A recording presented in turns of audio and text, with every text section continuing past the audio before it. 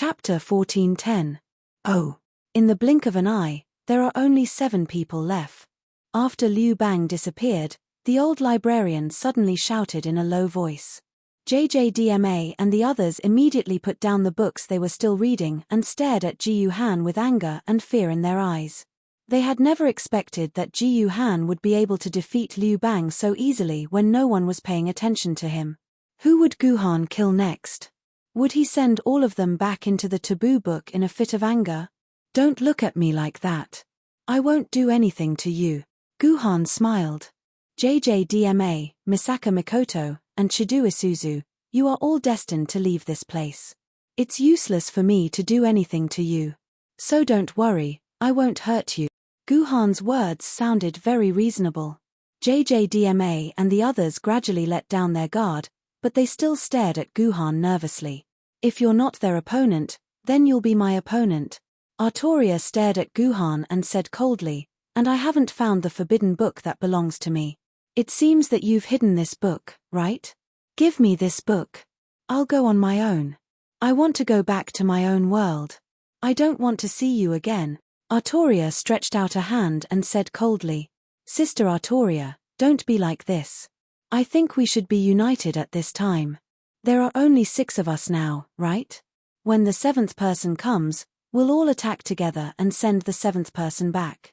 Then we can all leave this place, right? JJDMA immediately jumped out to smooth things over. Yes, he's right. We may have had some misunderstandings before, but I believe that Guhan and Sister Artoria still love each other. Why do 2 people who love each other have to destroy each other like this? Why can't you forgive each other? Do you know how difficult it is for 2 people to be together? Misaka Mikoto tried her best to persuade Guhan. That surprised Guhan. Wasn't Misaka Mikoto against him and Artoria?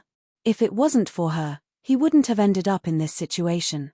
Why was she speaking up for him? This question didn't exist in Guhan's mind for long before Guhan found the answer himself.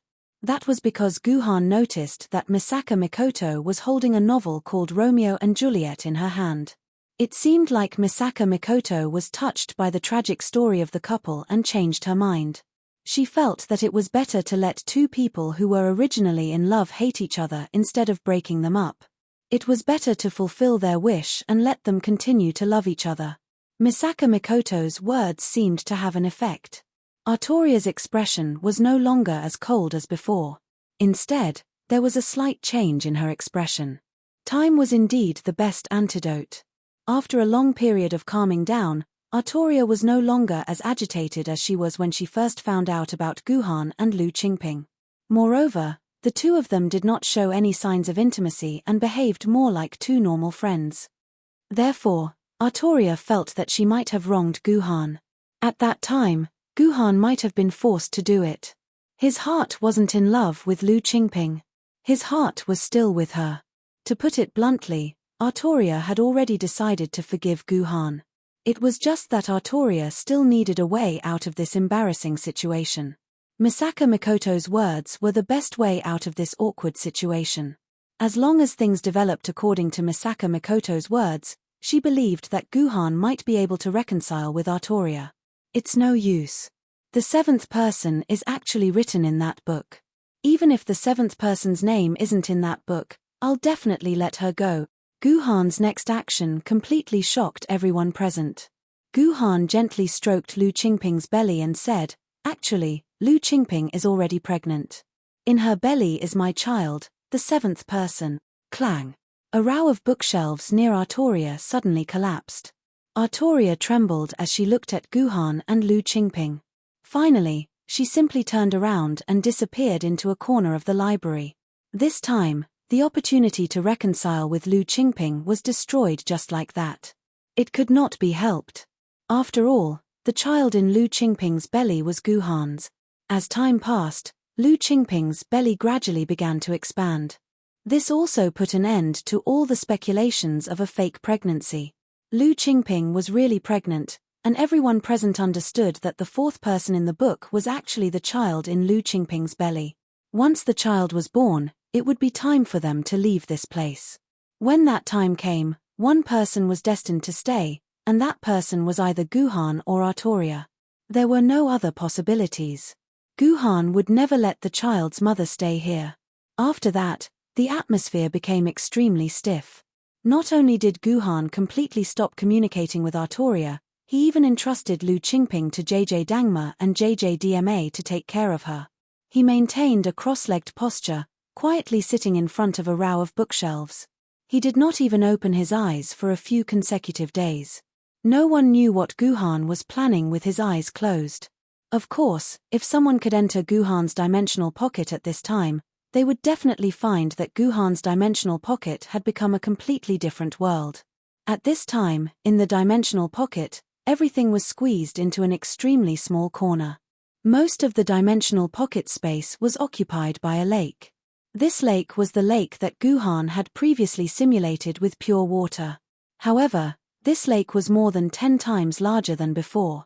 At this time, in the center of the lake, there was a white island that occupied about 1/5 of the lake's surface. If one looked closely, they would find that this island was actually not made of soil, but of white rice that had been mashed into mush.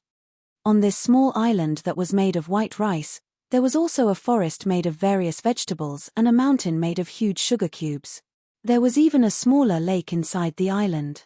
In fact, at this time, there was also a bright red sun floating in the sky, but if one looked closely, they would find that this sun was actually made of fresh meat. In short, this island had been simulated by Guhan into a real scene, and at this time, the most important moment in this world had happened. On the beach of the island, countless small fish were struggling to get closer to the beach. These small fish were the small fish that Guhan had created by mixing fresh meat with his consciousness fragments. There were 400 million such small fish in the entire lake. That's right, during this period of time, Guhan's consciousness had split twice, and the total number of consciousness fragments had reached 400 million. This was a very shocking number. When these small fish were just born, all the small fish looked the same, but now it was different. These small fish struggling to get to the shore had turned into 5 or 6 different forms, with hundreds of different appearances. Obviously, these small fish had undergone different changes during this period of time, which was why they had formed hundreds of different creatures. At this time, these small fish were struggling to get to the shore, but after 9,999,999% of the small fish left the lake, they began to lay eggs on the shore, and then from the eggs, they gave birth to offspring that looked exactly like themselves. However, whether it was the mother or the child, it was impossible for them to survive in the environment on the shore. Soon, they all died on the shore. The consciousness fragments in their bodies flew into the sun in the sky, and after wrapping up a little bit of the sun's fresh meat, they fell back into the lake, turned back into the shape of the fish, and tried to get to the shore again. This process lasted for a long time. After the 400 million consciousness fragments went through about 100 reincarnations, the situation finally changed. After the 4-legged fish that looked like a crocodile climbed to the shore, it quickly laid eggs like its kind and died. But this time, the crocodile's egg did not die. From the egg hatched a child that looked slightly different from the original crocodile. For the first time, a nose appeared on the face of this small fish. At the same time, the gills of this small fish still existed. This was the first species that could adapt to the environment on land and in shallow water at the same time, which was commonly known as amphibians. Because there were a large number of dead fish corpses on the ground, such species began to rely on eating these corpses to reproduce in large numbers, and eventually became the overlord of the entire beach. But no matter how much food there was on the coast, there would always be a time when it was finished, so some of these amphibians returned to the sea, wanting to find food in the sea. But the other group advanced deeper into the land. As time passed, these amphibians once again began to transform their offspring in order to adapt to the living environment inside the land. These animals did not know that while they were constantly struggling in this small world to survive, a godlike consciousness was silently watching them. Sometimes, he was just a simple bystander, silently watching the evolution of these small creatures. Sometimes, he intervened, using his own thoughts to control the changes of the entire world's environment. Some unlucky races might be completely wiped out by a tsunami, while some lucky races might find an edible tree, and the entire race's population would start to expand like a balloon. Am I a god? Or am I a human? Are these animals just fragments of my consciousness, or are they independent lives? The godlike Guhan thought quietly. He felt that if he could completely understand this question, he might be able to obtain power that surpassed Emperor Swords. Although Guhan did not know if he could understand the answer to this question, Guhan knew that he had found the way forward. Chapter 14:11. This Han really doesn't have the slightest bit of humanity. Even if he really doesn't like this woman, there's no need for him to be so heartless. She's obviously pregnant with his child, but he didn't even look at it from beginning to end. He just sat there and meditated. What a heartless bastard. Misaka Mikoto was a kind girl after all. When she found out that Lu Qingping was pregnant and Guhan had no intention of taking care of Lu Qingping, Misaka Mikoto took the initiative to take care of Lu Qingping. It was Misaka Mikoto, Dangma JJ, and Chidu Isuzu who took care of the poor Lu Qingping from her flat belly to her current round belly. Other than providing some food, Guhan did not care about Lu Qingping at all. Don't say that about Guhan-sama. I know that Guhan-sama must have something important to do. It might be something that can save all of humanity. I can't disturb him because of such a small matter, Lu Qingping said with a smile on her face. At the same time, she gently caressed her belly. The love of becoming a mother had filled Lu Qingping's heart. She was now a mother. Seriously, you're still speaking up for him. It's not worth it. Just as Misaka Mikoto was about to say something, Lu Qingping's loving expression suddenly changed to one of extreme agony. At the same time, she rubbed her stomach and let out a painful howl. Droplets of water dripped onto the ground at the same time. Oh no, are you going to give birth? Misaka Mikoto said in fear when she saw Lu Qingping's reaction. I'm afraid so. He's moving. He wants to come out, Lu Qingping said intermittently. At the same time, it meant that the child in Lu Qingping's belly was about to come out. What should I do? I don't know how to deliver a child. What should I do? Misaka Mikoto was so anxious that she scratched her head. She was a virgin and had never given birth before. Faced with such a situation, she had no idea what to do. You do it. Misaka Mikoto grabbed Dangma JJ and was about to throw the blame on him out of habit. I can't. You don't know how to do it, and neither do I. Moreover, I'm a man. Shouldn't I avoid such a situation? Jauge Dangma said as he felt wronged. Misaka Mikoto finally realized what was going on. What was the meaning of other men staying here when a girl was giving birth? This was indeed inappropriate. Then can you? Misaka Mikoto could only look at Chidu Isuzu for help. Chidu Isuzu was shocked and waved his hands. I can't do it, I can't do it. I only know how to shoot, I don't know how to deliver a baby. Then what should we do? Misaka Mikoto was at her wit's end. She shifted her attention to Guhan who was meditating and said angrily, this man still has the cheek to sit there. He doesn't even know how to help me. Wasn't he known as the smartest man? Didn't he claim to know everything?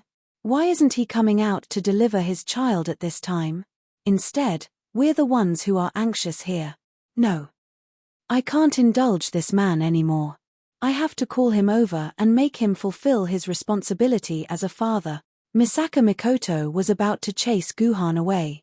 However, just as Misaka Mikoto took a step forward, the corner of her shirt was grabbed by a weak hand. Don't disturb him. He must be doing something important. Please don't disturb him. Lu Qingping begged Misaka Mikoto. Misaka Mikoto was helpless against Lu Qingping's pleading. She looked at Lu Qingping's pitiful face and could not do anything to go against her wishes. But the problem now was, other than Ji Han who might be able to come up with a solution, there was really no one else who could help poor Lu Qingping. Hey! Why are you guys still standing here like idiots? Take off her clothes first. At the crucial moment, a decisive voice rang in everyone's ears. Ms. Artoria. Misaka Mikoto shouted out her name in surprise. She did not expect Artoria to take the initiative to jump out at this time. Misaka Mikoto thought that Artoria would remain silent in the face of her love rival. Perhaps, Artoria would be happier if the child died. She did not expect Artoria to take the initiative to jump out at this time. Moreover, she began to command them and took on the task of delivering the child. What was even more surprising was that Artoria had mastered the skill of delivering a child. Under Artoria's guidance and comfort, Lu Qingping gradually got on the right track. The baby's head was successfully revealed from the lower part of her body. Suddenly, Lu Qingping, who had returned to normal, let out a painful howl, and a large amount of blood flowed out. The situation seemed to have taken a turn for the worse in an instant. Faced with such a situation, Artoria could only shout, "Hot water! I need hot water! Hurry up and get some hot water!" What, hot water? Faced with Artoria's request, Misaka Mikoto and the others were quite helpless. This was not a normal world. It was the core of the seamless corridor, the seamless library. Other than books, there was nothing else here.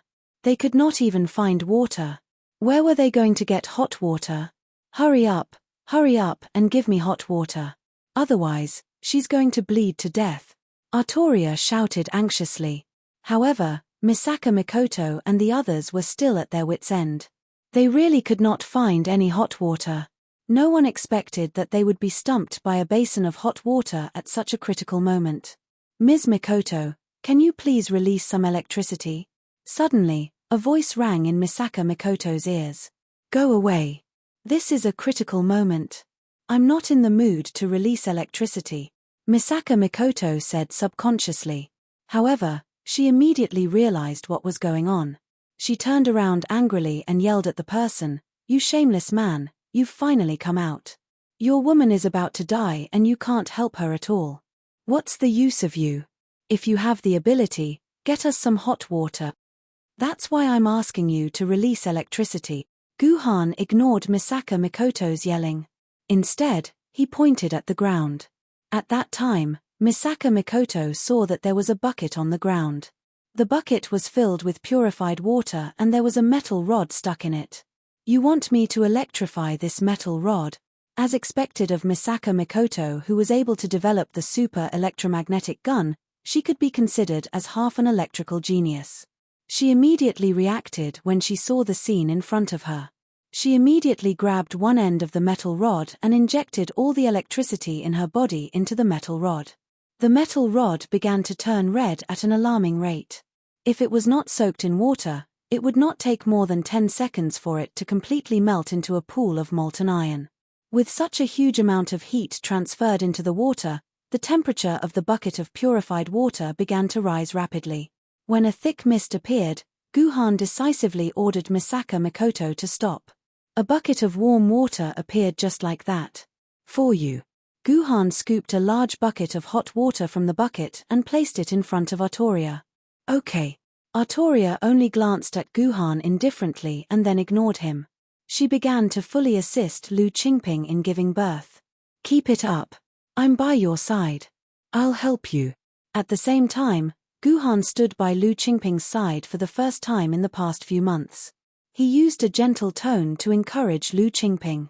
Guhan's voice seemed to have given Lu Qingping a great deal of strength. Lu Qingping's will quickly became stronger and her moans grew louder. Finally, a loud cry echoed throughout the entire library. The baby that was conceived in the most mysterious place in the world was finally born.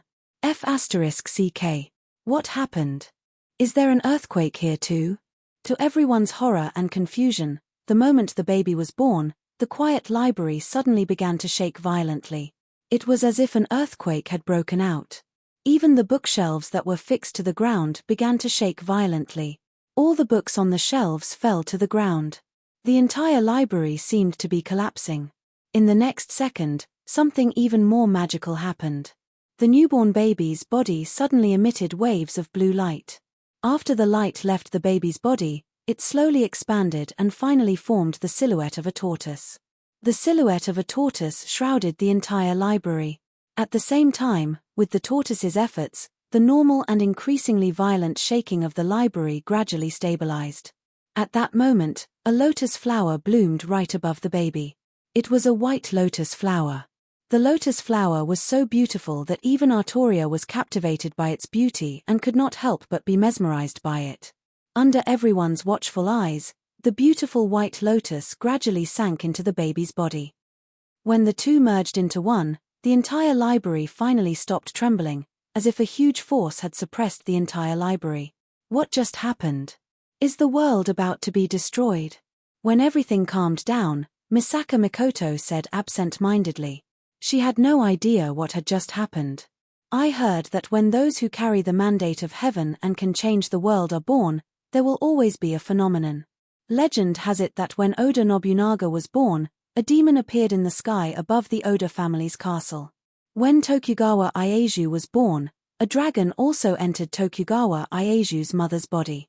That's why they say that these people are born to change the fate of the entire world.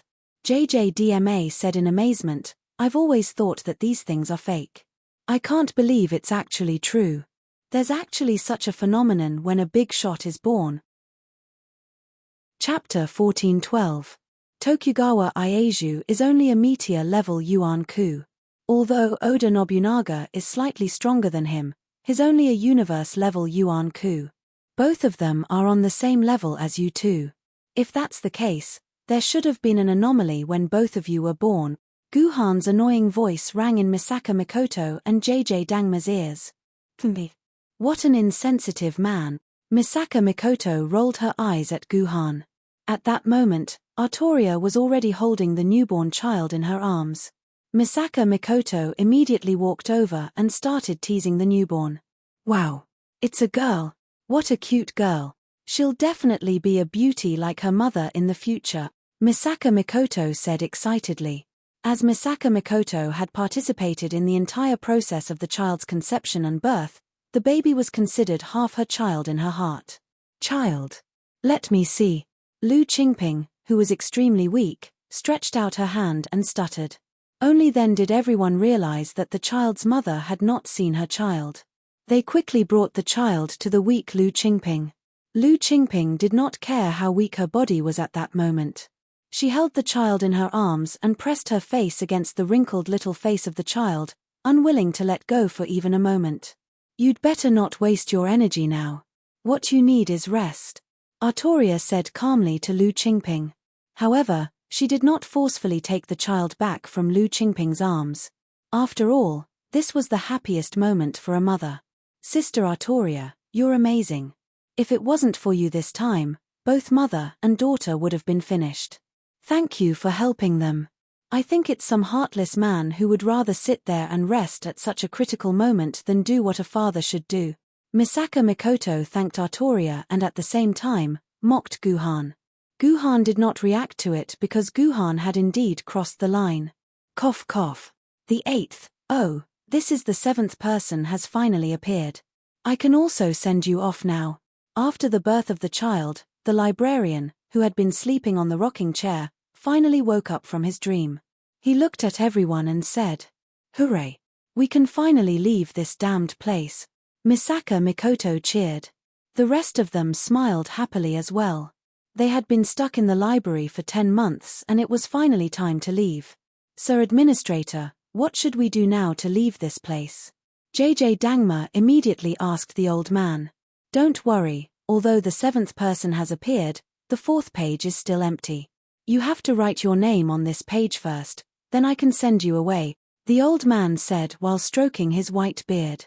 Isn't the name on the 4th page the name of this cute little guy? Oh right, this child doesn't have a name yet. We can give her a name. Misaka Mikoto said excitedly, but what should we name this child? I remember my mother told me that she gave birth to me while listening to classical piano music. That's why I'm called Misaka Mikoto. Oh right, why are you called JJ Dangma? Misaka Mikoto asked JJ Dangma curiously after repeating the origin of her name. My mother never told me this. JJ Dangma shrugged helplessly. Maybe she thought that my birth was a huge trouble for her, so she called me Dangma. Of course not. A mother would never think that her child is trouble. Misaka Mikoto rolled her eyes at JJ Dangma and looked at Chidu Isuzu. What about you? Why are you called Chidu Isuzu? Because I'm the 50th generation descendant of the Chidu family. That's why I'm called Isuzu. Chidu Isuzu's answer was straightforward and irrefutable. It was indeed the most exasperating way of naming a child. Misaka Mikoto wanted to ask Artoria and Guhan how they got their names, but the two of them ignored her. Misaka Mikoto had no choice but to redirect the topic back to the baby. She said to Lu Qingping, "You're the child's mother. Hurry up and give her a name." "Oh right, don't give this opportunity to that heartless man. He doesn't deserve to give this child a name." "How can I do that?" Lu Qingping shook her head and said firmly, "Fathers have always been the ones to name their children. Of course, this name should be given to your father." After saying that, Lu Qingping looked at Guhan expectantly, hoping that Guhan could give his child a nice name. I. Faced with this request, Guhan hesitated for the first time in his life. Of course, he wanted to give his biological child a name. But in Ji Han's heart, he could not make up his mind. Should he follow his fate, or should he go against it? If it was before he entered the seamless corridor and before he understood his fate, Guhan would have made the right decision without hesitation. However, the current Guhan had changed. For the first time, he realized that he was so cowardly that he could not even decide on a name. Miss Mikoto is right. I don't deserve to give this child a name. It's better for you to do it. Guhan sighed and said to Lu Qingping. No matter how Lu Qingping begged, Guhan refused to budge. Faced with Guhan's unwillingness to give the child a name, Lu Qingping's eyes finally showed a hint of sadness. "Miss Artoria, can I entrust this child's name to you?" To everyone's surprise, Lu Qingping actually gave this opportunity to Artoria. How can I do that? How can I give this child a name?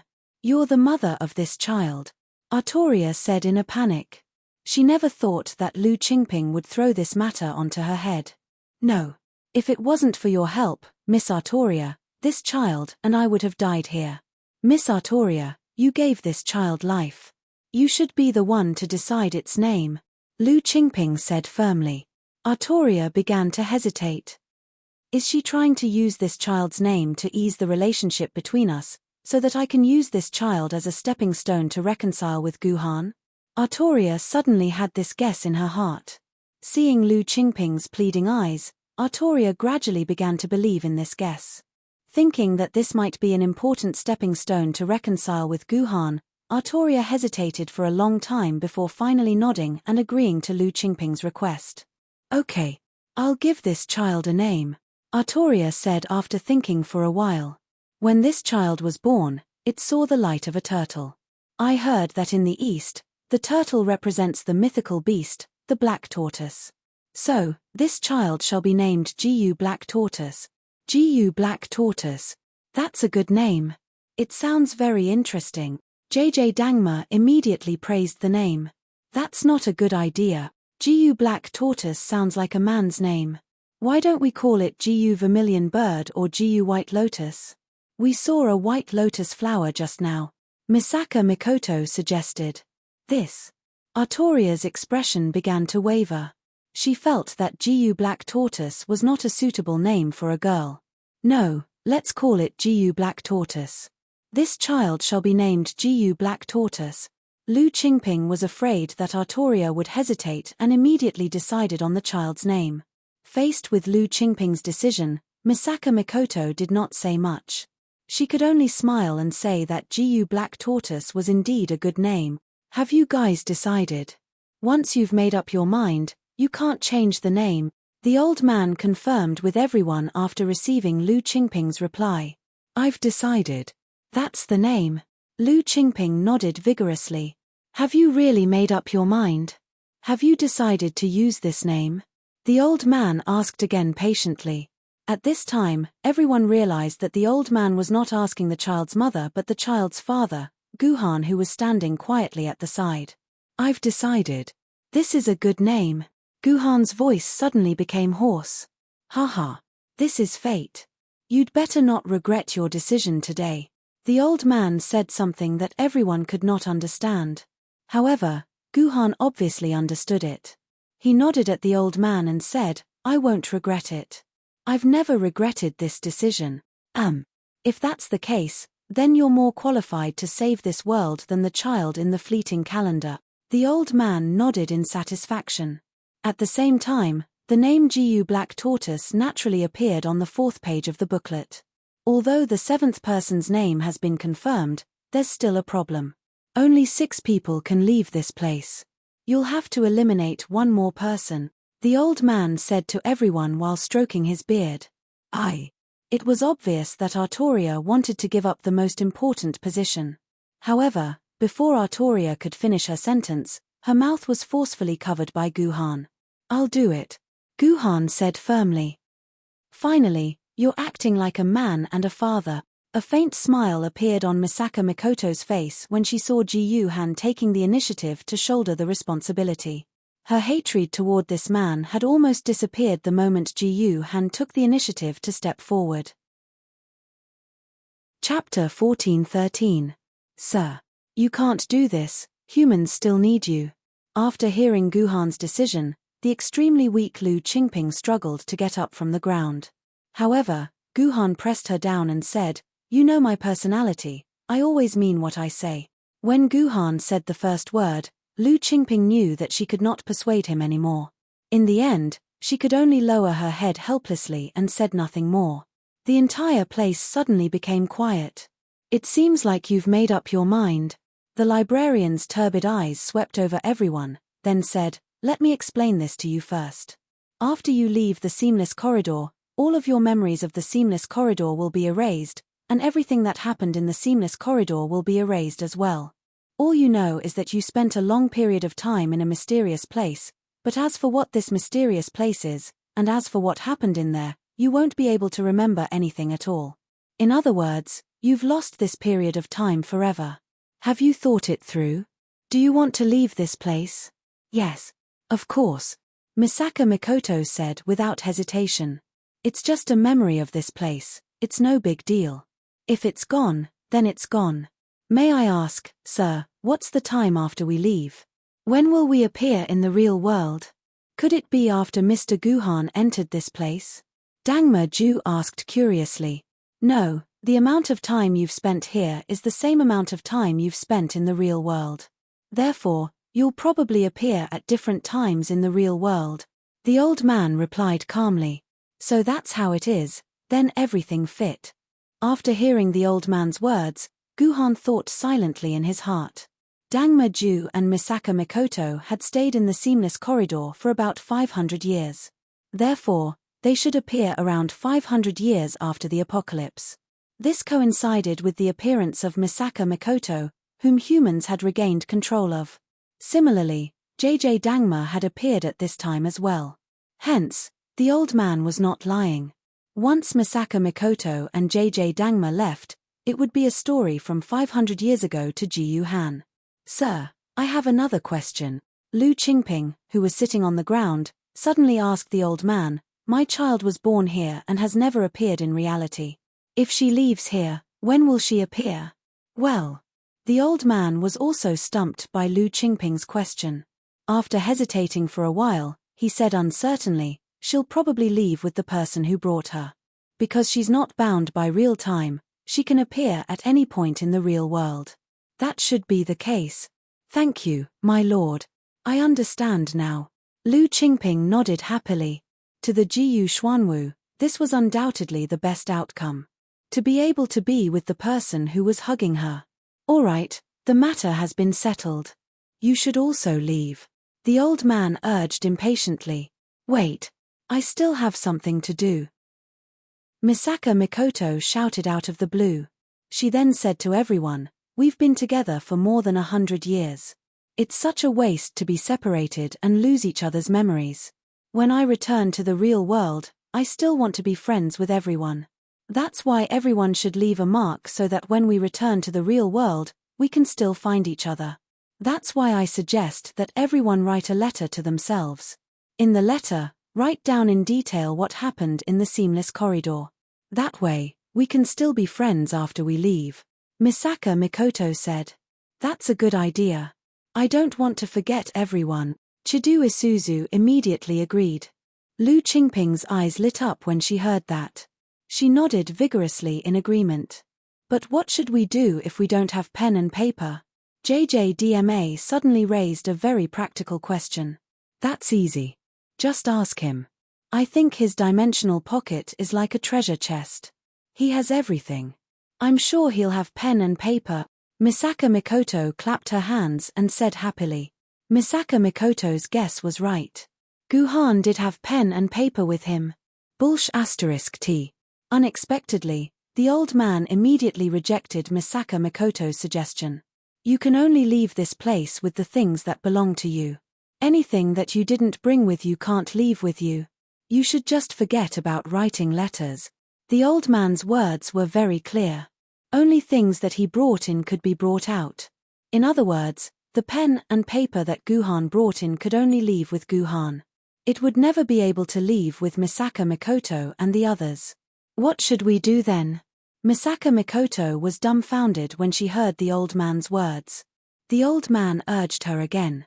Just when Misaka Mikoto was about to give up on the idea, Lu Qingping suddenly said with difficulty, if we can only bring our own belongings away, can we bring the words with us if we write something on our skin with our own blood? That's right. That's a good idea. Of course, we can bring our skin and our blood with us.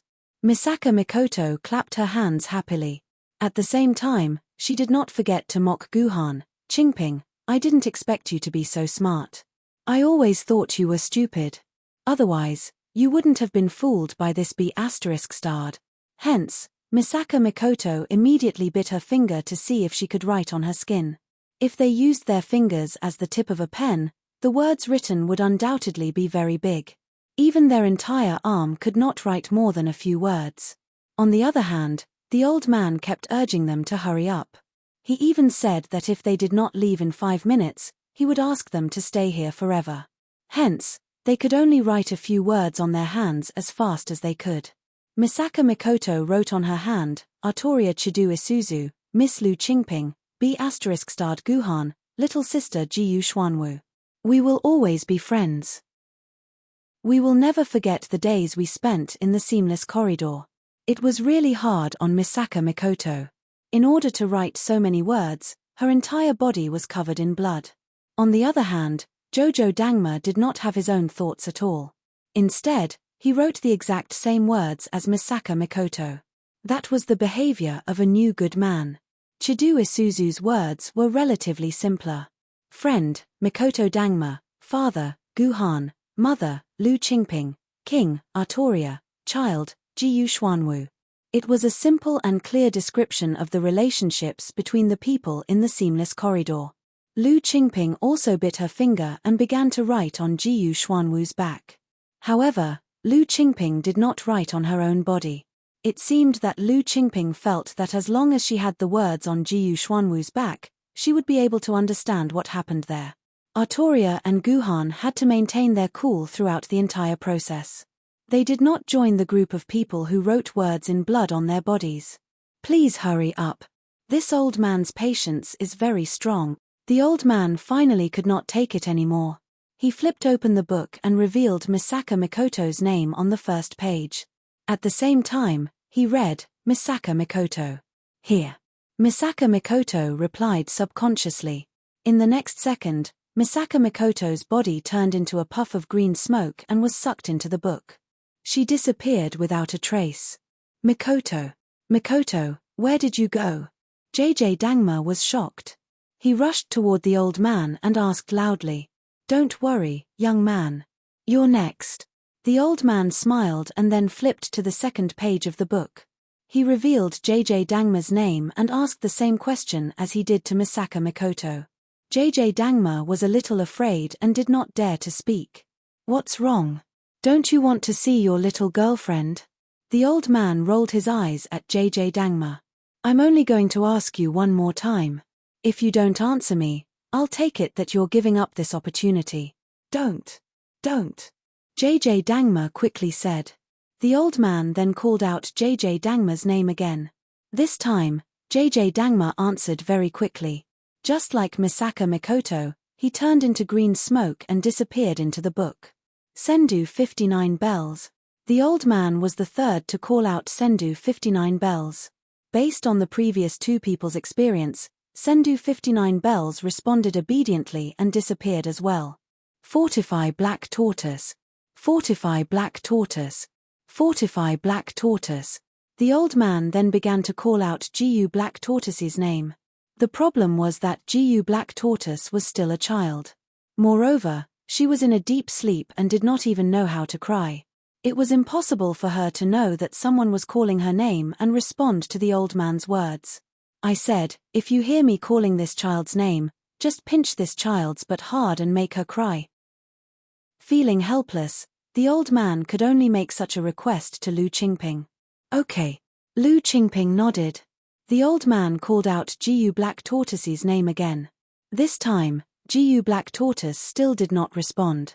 What are you doing? Are you making fun of me? The old man looked at Lu Qingping with dissatisfaction. No, it's just that my hands are weak. I used up all my strength when I was writing just now. Now, I don't even have the strength to pinch her, Lu Qingping said weakly. Then, she handed the child in her hands to Artoria and pleaded, Miss Artoria, can you please help me pinch the child so that she can leave here? Why me? Artoria looked at Lu Qingping doubtfully, then looked at Guhan. Shouldn't you give it to your man? No. I'm worried about giving it to him. He's not qualified to be a father, Lu Qingping said with a bitter smile. Indeed, he's not qualified to be a father, Artoria sneered. Then, she bent down and took the child from Lu Qingping's hands. At the same time, she bit Lu Qingping's ear and said, Don't worry, I won't let your family of 3 be separated. I'm going back to my own world. Really? Thank you then. Lu Qingping revealed a happy smile. Seeing this smile, Artoria suddenly felt a little sad in her heart. She sacrificed herself to help them. Wasn't it too easy for them? Gu Black Tortoise. At this time, Laozi called out Gu Black Tortoise's name again. Artoria subconsciously pinched Gu Black Tortoise's back. Gu Black Tortoise felt the pain and immediately began to cry. A large cloud of green smoke instantly filled the entire library. When the green smoke disappeared, Gu Black Tortoise and Artoria disappeared together. At this time, the little book had turned 2 pages in one go. Only the last page was left. Chapter 14:14. Perhaps following her is the right thing to do. Lu Qingping mumbled to herself as she looked at the spot where Artoria and the Gu Black Tortoise disappeared. 2 streams of hot tears rolled down her cheeks. Why did you do this? Why did you let her take care of your child? Guhan looked at Lu Qingping, who was crying non-stop, and asked in a daze. Do you think I can hide my thoughts from you? Didn't you see through my thoughts from the start? Why didn't you stop me then? Lu Qingping did not answer Guhan's question directly. Instead, she asked Guhan out of the blue. Guhan did not know how to answer that question because Guhan had seen through Lu Qingping's scheme in the first place. Previously, Lu Qingping had asked the old man and found out that the child would leave with the person who was carrying it. Conversely, the person who was carrying the child would also leave with the child. Therefore, the Gu Black Tortoise would not leave alone like Misaka Mikoto and the others. Instead, it would leave with the person who was carrying it. Lu Qingping had used that to trick Artoria. She pretended that she did not have the strength to pinch her child so that Artoria would leave with the child. Guhan had seen through that. As long as Guhan was willing to stop it, he would definitely be able to stop it from happening. However, in the end, Guhan did not say a word and allowed Artoria and the Gu Black Tortoise to disappear in front of him. The reason was simple. It was all for the sake of fate. Farewell. Humans need you. Master Sword Immortal Hong Jun. This is the reason why I wanted to give the child to Miss Artoria. Lu Qingping's face suddenly turned red. In the next second, Lu Qingping's breath started to weaken rapidly and disappeared without a trace in the blink of an eye. From a medical perspective, she was dead. Since you gave birth to the black tortoise for me, how can I let you die in front of me? Guhan sighed and touched Lu Qingping's corpse with his right hand. Lu Qingping's corpse disappeared in front of Guhan. Not good. Just a few seconds later, Guhan's face suddenly changed, revealing an unprecedented expression of panic and horror. After another 10 seconds, the space in front of Guhan shook, and Lu Qingping's body reappeared on the ground. Master! Master! Guhan, an in-name disciple of Ren's school, begged his master to save him. Disciple pleads for master to save me. Guhan suddenly took a few small steps towards the old man, then he knelt down in front of the old man and shouted loudly. Who are you? Why are you calling me master? I don't remember having a disciple like you. The old man said slowly. Master, have you forgotten that you left behind the 6 revolutions immortal pill back then? At the same time, you said that if anyone could consume the 6 revolutions immortal pill and not die, that person would be an in-name disciple of Ren School. I have already consumed the 6 revolutions immortal pill, and I have appeared in front of you today. Isn't I your in-name disciple? Guhan said sincerely. Really? That was just a joke that I said that day. Why did you take it seriously? The old man said awkwardly. A gentleman's words are hard to take back, the words of the emperor are even more important. Could it be that the master of Ren School, the descendant of Pangu, the leader of the 3 pure ones, and the ancestor of all immortals, Taishang Laro Jun, will also go back on his words? Guhan shouted, and at the same time, he simply pointed out the identity of the old man. This old man was none other than Taishang Laro Jun, one of the 3 pure ones, and was indeed Guhan's master. This master-disciple relationship had been decided 100 years ago. Sigh, silly, since you have recognized my identity today, it means that you and I are fated. Alright, I will accept you as my disciple today. The decadent old man's appearance was swept away, and his entire temperament changed in an instant. In an instant, he became the supreme being who sat above the 9 heavens, Taishang Laro Jun. Sigh, what is love in the world? It is only a promise of life and death. Unexpectedly, Taishang Laro Jun, who was Taishang Laro Jun, could also recite such an emotional poem. This is a pitiful child. She didn't want you to stay here, and at the same time, she decided to sacrifice herself in order to save you and that woman. I, Li have not seen such a naive and stupid child for many years. Even Cheng Ying back then, compared to her, she sacrificed too much and did not have enough true love. Since you are already clear about my wife's thoughts, then you know that I can't let such a woman who loves me so deeply die because of me, no matter what. I beg you, master, to save my wife. From now on, I am willing to do anything for you, master. Guhan kowtowed a few more times. What a joke. Since you have recognized me as your master, then it is the law of the world for me to order you around. Even if I save your wife, what are you going to do? Taishang Laro Jun asked coldly. I don't know. Guhan continued kowtowing. This was probably the most he had kowtowed in his entire life. Sigh, how pitiful. Taishang Laro Jun sighed, and the expression on his face softened a lot. Didn't you already help your wife return to life once? Since you were able to resurrect her body that day, why can't you do it again today? Master, you may not know, but Disciple thought the same before, so Disciple didn't stop my wife's actions. But Disciple didn't expect that Disciple's wife would break away from me like this, and use the sword essence to guide my own soul. All of the original soul that belonged to Disciple's wife has already dissipated, and Disciple is useless, unable to find even a bit of my wife's true spirit. So Disciple sincerely asks Master to help, Master. In this world, only Master can help Disciple. Guhan's eyes became extremely moist. Ever since that day when he cried for his parents, Guhan had never shed a tear again. Only today did he finally shed a tear for Lu Qingping. Fine. Master will help you once today. Taishang Laro Jun didn't waste any more words. He pulled his hands in front of him, and a crack appeared in the space of the library.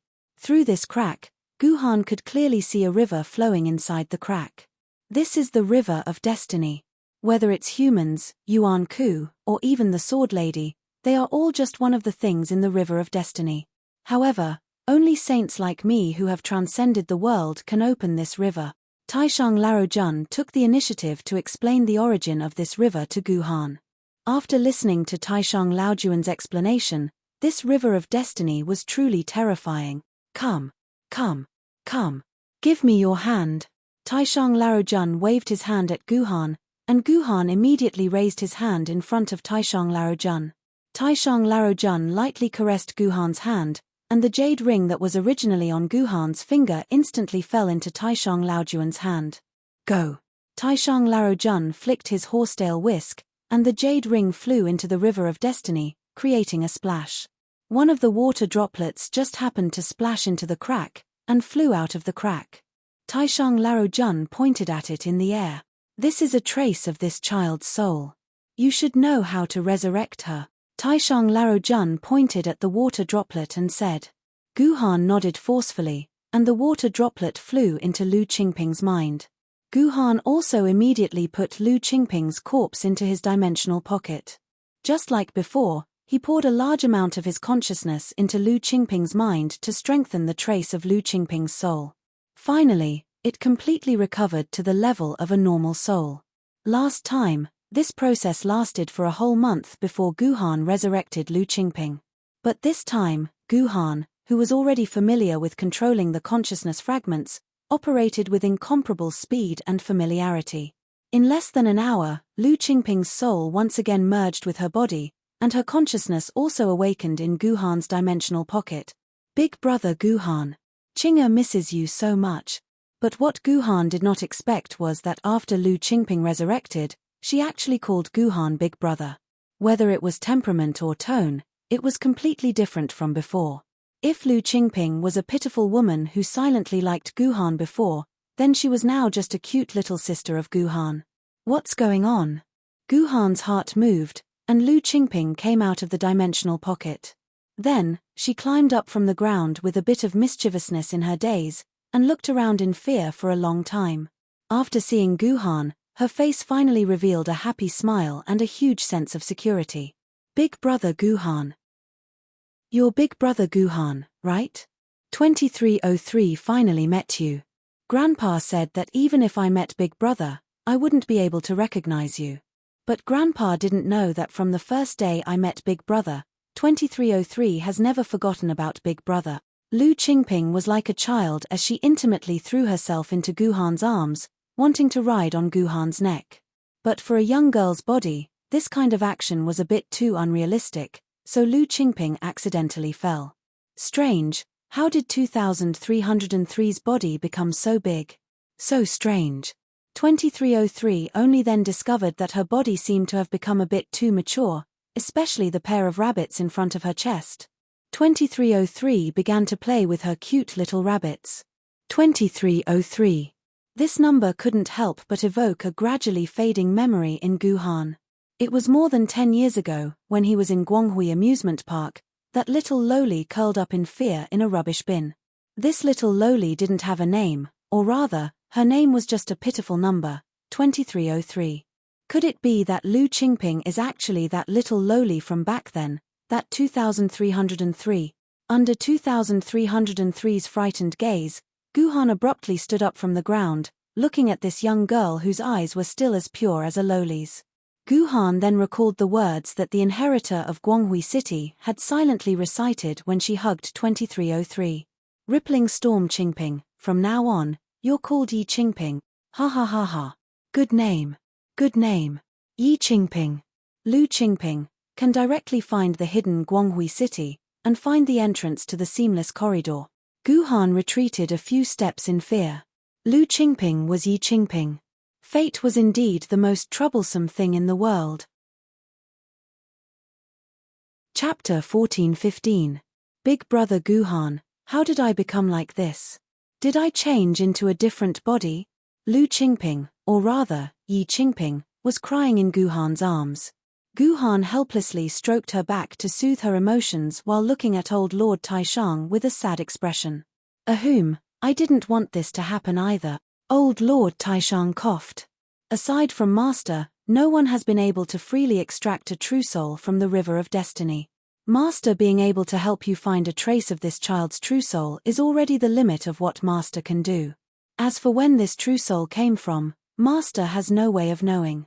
That's why the current Yi Qingping is the Yi Qingping I just left Guangguang amusement park a few years ago. She's not the Yi Qingping from before. Guhan looked at Yi Qingping, who was still struggling with her body, and sighed. Big brother Guhan, where did the eighth paw and the others go? Let them out for me to play with. I haven't seen them for a long time. Just as Guhan was thinking about Yi Qingping suddenly hugged Guhan's neck and said to Guhan in a coquettish tone, "The eighth paw and the others are now with Qingpin. They're all in the scabbard of Qingpin's sword. Unless I can release Qingpin, the eighth paw and the others won't be able to come out. You won't be able to see the eighth paw and the others," Guhan could only helplessly explain to the innocent Yi Qingping. However, after explaining, Guhan was stunned. Whether it was 2303 or Lu Qingping, he had never exposed the existence of the eighth paw in front of them. How did Yi Qingping know about the existence of the eighth paw? "Qingping, how do you know about the eighth paw? Have I ever told you about it?" Guhan asked Yi Qingping very seriously. "No. Big brother Guhan, you've never told me about this." Yi Qingping shook her head, and her face suddenly became very puzzled. "That's right, Big brother Guhan, you've never told me this. How do I know?" "Strange. Big brother Guhan, I'm sorry, I don't know why, but I just know." "What else do you know?" Guhan asked impatiently. "Let me think." Before Yi Qingping could finish her words, her entire body stiffened. Her eyeballs almost popped out from her eye sockets, and she fainted in an instant. Guhan quickly stroked Yi Qingping's head, only to find that Yi Qingping's forehead was shockingly hot. It was probably more than 40 degrees Celsius, a temperature that could burn a person to death. "Master, what's going on?" Guhan quickly asked old Lord Taishang. "Master wants to ask you, what did you use to fill this child's soul?" Old Lord Taishang stroked his beard and asked. "It's Disciple's consciousness fragment." When Guhan said this, he suddenly felt cheerful. Could it be because of Disciple's consciousness fragment? So when Qingping absorbed Disciple's consciousness fragment, she also absorbed Disciple's memory fragment. "That's right. You're really smart." Old Lord Taishang nodded. "But you should have realized this a long time ago. Did you not realize that when you first resurrected this child, she already knew everything about you like the back of her hand? There are many things that you don't need to tell her yourself, and she'll do it according to your needs." Guhan was speechless. Only now did he remember that when he was on the verge of death due to the loss of his consciousness fragment, he clearly didn't ask Lu Qingping to do anything, nor did he give any hints. However, Lu Qingping made the most correct decision at the first moment. She offered her chastity and used the third sword of the 3 green lotus swords to successfully resurrect his consciousness. At the same time, she also eliminated all the hidden dangers of the 3 green lotus swords. At first, Guhan only thought that it was purely a coincidence. Now that he thought about it, could it be because Lu Qingping knew his memories, so she naturally knew what he should do in this situation? Not long ago, when the Jiyu Black Tortoise was named, although Guhan didn't want the Jiyu Black Tortoise to end up with the Jiyu Black Tortoise's fate, it just so happened to be something that fate had decided. Such a contradictory situation made Guhan fall into silence. He didn't want to change anything, nor was he willing to make a decision. In this situation, it was Lu Qingping's decision to give the naming rights to Artoria, and in the end, she entrusted the Jiyu Black Tortoise to Artoria. At first, Guhan only thought that Lu Qingping wanted to improve her relationship with Artoria. Later, after Lu Qingping committed suicide, he felt that it was Lu Qingping's decision to let him leave without any worries. Only now did Guhan realize that because Lu Qingping clearly knew that in reality, Artoria was the Jiyu Black Tortoise's mother, so in order to cooperate with fate, she also entrusted the Jiyu Black Tortoise to Artoria. Thinking of these things, Jiyu Han's forehead instantly became dripping with sweat. His pupils were fixed on the unconscious Yi Qingping. If these were all true, then Yi Qingping, who was also resurrected because of his consciousness fragment, would not be like Lu Qingping, knowing his past memories like the back of her hand. This matter was not as simple as memory. Guhan thought of an even more terrifying and unbelievable possibility. Why is she unconscious now? Lu Qingping didn't react like this back then. After a moment of silence, Guhan asked, "These memories are a little too much for a child's soul. I'm afraid she will need to grow up to fully understand these memories." Old Lord Taishang said faintly, "All the memories from your birth until these memory fragments. With these memories, I'm afraid she will know you better than you know yourself. Then will Lu Qingping's memories also recover?" Guhan asked again. Yes. But not the real Lu Qingping. Old Lord Taishang's words sounded very mysterious. I understand now. Gu Han nodded. The memories she recovered are actually my memories of Lu Qingping's, not the real Lu Qingping's. That's right. Old Lord Taishang sighed. She will love you as much as the Lu Qingping in your memories loves you. What a pitiful child.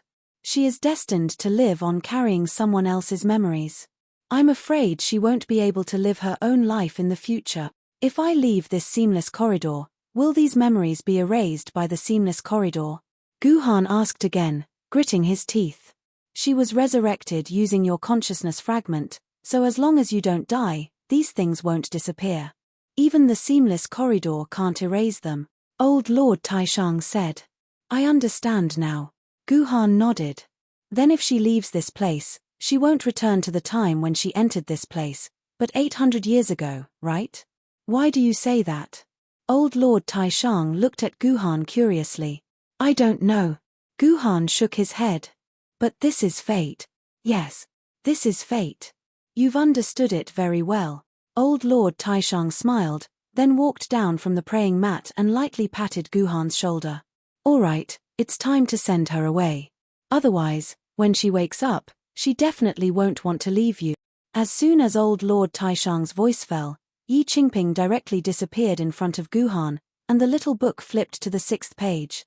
In the next second, the entire book began to burn by itself, finally turning into a pile of ashes that fell to the ground of the library. Now, it's your problem. Old Lord Taishang helped Gu Han up from the ground and used the horsetail whisk in his hand to pat the ashes on Gu Han's clothes. In order to send these 6 people away, your master's Taiji diagram was destroyed. Now, it's really a difficult thing to send you away from here. Year 2587 of the AD calendar. In the ruins of Tianjin City, countless Yuan Ku were wandering among the ruins. Then, the entire ruins began to tremble, and a golden pillar of light suddenly shot out from the ruins. The huge heat melted the metal ruins into molten iron, scaring the wandering Yuan Ku into fleeing in all directions. This golden light contained a powerful aura, causing these low-level Yuan Ku to feel immense fear. Where is this? How long did I sleep for? A huge hole was pierced through the ruins by the golden light. A girl wearing Changpantai Middle School's uniform jumped out from this hole, touching her head in pain as she muttered to herself. She only remembered that she was looking for that idiot, JJ Dangma, and then she found a door of light. After that, her memory disappeared without a trace. It was as though she had slept for a long time, but this sleep was a little too long. The previously bustling human city had turned into a pile of waste. It looked as though hundreds of years had passed. Wait. I think I wrote something on my hand. Not only my hand, but my entire body is covered with words, and they're written in blood. The girl suddenly looked at her body as if she had discovered a new continent, but most of the words were covered by her clothes.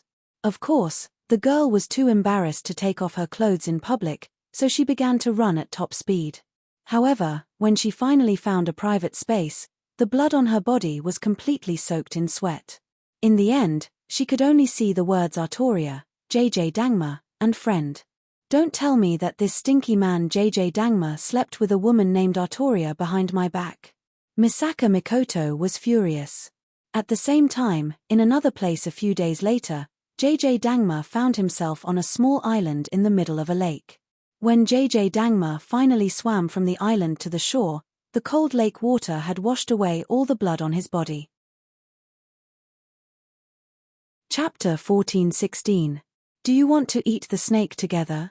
I can't eat it alone. When JJ Dangma had just struggled out of the water, he heard a man's voice beside him. Who is it? JJ Dangma suddenly became nervous. Although he had lost a lot of memories, the memory of when he first entered this world was still there. JJ Dangma clearly knew that this was a dangerous world, and his fantasy killer was too useless in terms of actual combat. The guys here could take his life at any time. Therefore, the first thing he saw was a shiny bald head, and in front of the bald head, there was a huge snake with a ferocious face and a pair of domineering horns. It was hundreds of meters long, with a fierce face and a pair of domineering horns. Well, it was more appropriate to call it a dragon. You ate a dragon, JJ Dangma said in horror. So this thing is called a dragon. The bald head showed a sudden realization and a somewhat innocent expression. It was him who wanted to eat me first. So you ate it. JJ Dangma became even more afraid. I didn't want to eat him at first, but I accidentally killed him with a punch. I can't let such a body of meat go to waste, right? It tastes quite delicious. The bald man cut a piece of dragon meat and chewed it in his mouth. He was full of admiration. Hey, you don't have that annoying smell on you. It seems that we can become friends. The bald head chewed while looking at JJ Dangma with interest. Chidu. Chidu. In a trance, Chidu Isuzu heard a familiar voice calling her name. She struggled to open her eyes and saw a beautiful and concerned face in front of her. Your Highness. Where is this place? Didn't I fall into a big pit? Did you save me? Chidu Isuzu said while touching her head that had a headache. Great. Chidu, you finally woke up. I thought I would never see you again. The princess was so excited that she held Chidu Isuzu in her arms and said loudly while crying. Princess. Chidu Isuzu's face turned red. Princess, don't be like this. I just slept for a night. Let's continue to build the big windmill. We promised the people here. What joke? What windmill? The princess looked at Thousand Do 50 Bell in surprise, then seemed to understand something. She helped Thousand Do 50 Bell up from the bed and said, Thousand Do, get up and take a look at the outside world. Oh my God, our amusement park was built overnight. Thousand Do Isuzu looked at the amusement park that was running at full speed and had countless people playing inside, and exclaimed in surprise. Did I come back from the infernal corridor alive? But how did I leave that dangerous place? A figure suddenly appeared in the forest of a vast mountain range. I wonder if the human army has captured the martyr's palace yet. I must fight until I die. Artoria propped herself up with her sword.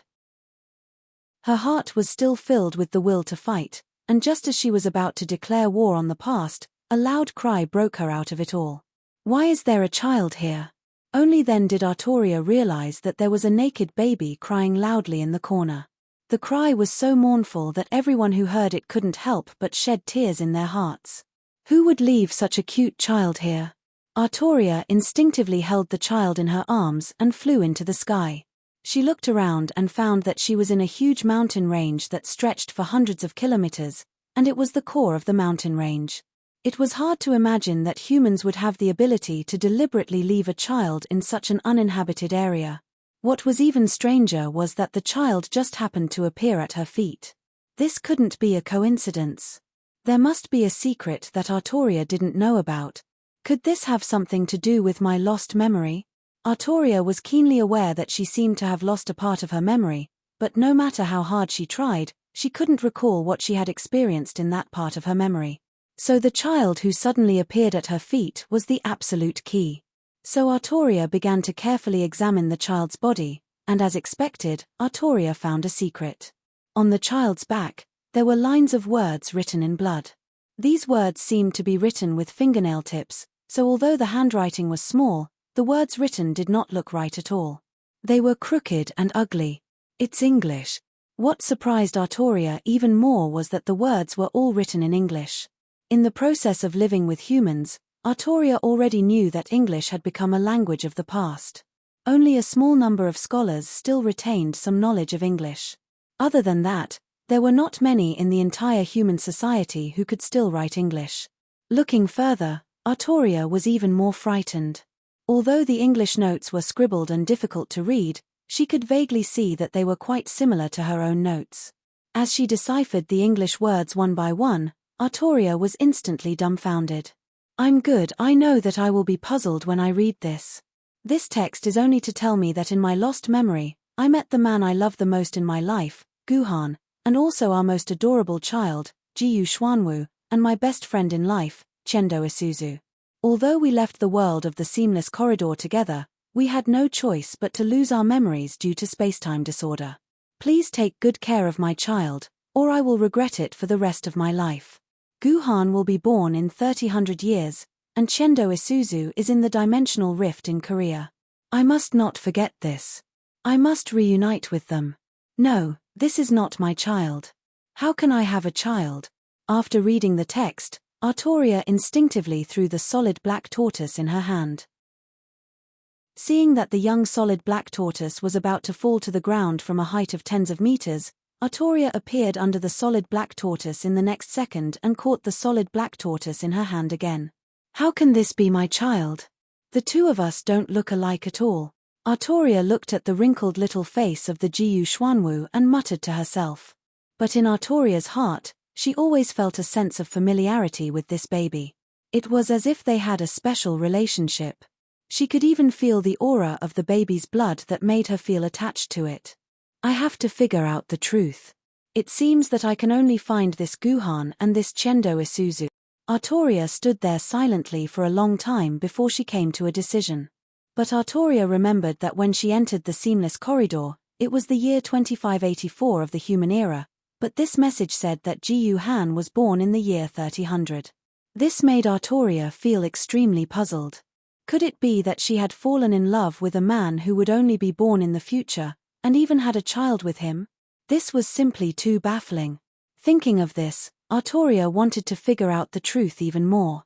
Because she did not know where she was at this time, Artoria did not dare to use the void gate to hurry.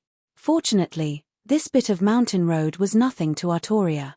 She walked through the jungle as if she was flying. Just as she was about to leave the jungle, Artoria's footsteps suddenly stopped, because she found a large group of yellow little creatures constantly running away. As they ran away, they were chanting, Pikachu. Pikachu. This sounds a little retarded, but also a little cute. What happened over there? Artoria looked in the direction where these Pikachu escaped from. Her curiosity drove Artoria to walk in that direction. As a result, it did not take long before she saw a mess. There were charred marks everywhere, and in the center of the battlefield, there was an electrocuted figure lying on the ground. Beside him was a broken long sword. If it was not for the slight rise and fall of the person's chest, Artoria would have thought that the person was dead. So it's a Yuan coup. The charred corpse also sensed Artoria's arrival and said in a weak voice that seemed to emit sparks, "Kill me, let me die a quick death." Why should I kill you? Artoria sighed, then reached out and took the dimensional pocket from the charred corpse's waist. She placed it in the corpse's hand and said, I know that you humans all have a medical pod in your dimensional pocket. Take out your medical pod, I can save you. That's really strange. There's actually a Yuan Ku who is willing to save me. Although the other party said that, his hands moved very quickly. He immediately took out the medical pod from his dimensional pocket. Then, Artoria carried the body into the medical pod and then sat beside the medical pod and waited silently. It was not until a day had passed that a naked young man climbed out of the medical pod. Thank you, Miss Artoria, the man said to Artoria gratefully. You know me? Artoria was slightly surprised. Miss Artoria's story is widely spread among us humans. Every child has seen your image. I recognized you the first time I saw you. The young man smiled honestly and then introduced himself. My name is Jiyu Jin Official, and I'm currently a famous swordbearer. But as long as I'm not, I will definitely ascend to the throne. When that time comes, I'll be called Jiyu Jin Jendi. What an arrogant man. Hearing the young man's self-introduction, the image of another human suddenly appeared in Artoria's mind, but she could not remember who this human was. Chapter 14:17. So, Miss Artoria, you're looking for a man named Guhan. Artoria felt that this human swordsman might know something about the mysterious Guhan, so she took the initiative to ask this human. Sorry, I'm afraid I can't help you with this. If you want to find this person's information just based on a name, and he might not even be a human from Yuzhong City, I'm afraid you can only find this through the Sword Committee. If I'm a fairy sword level swordsman, then the Sword Committee will pay attention to me. Otherwise, I'm just a famed sword level swordsman, so the Sword Committee will not make an exception for me. Jiyu Jin Official touched his head awkwardly. But there's one thing I'm sure of. Among all the swordsmen above spirit sword level, there's no one named Guhan. There's only a handful of spirit sword level swordsmen, and there's definitely no one named Guhan. Is that so? Could he really be a human born after the year 3000? Artoria mumbled softly. What 3000 AD? Isn't it 2879 AD now? Miss Artoria, you really like to joke. Gu Jin official heard Artoria's muttering and muttered. But Miss Artoria, why do you want this human named Guhan? Did this human offend you? If that's the case, as long as you go to Yangjing City and lodge a protest, the Yangjing City Sword Committee will definitely help you find the human named Guhan. I don't know if he offended me or not, but this child's father seems to be that guy named Guhan. I just want to find the child's father.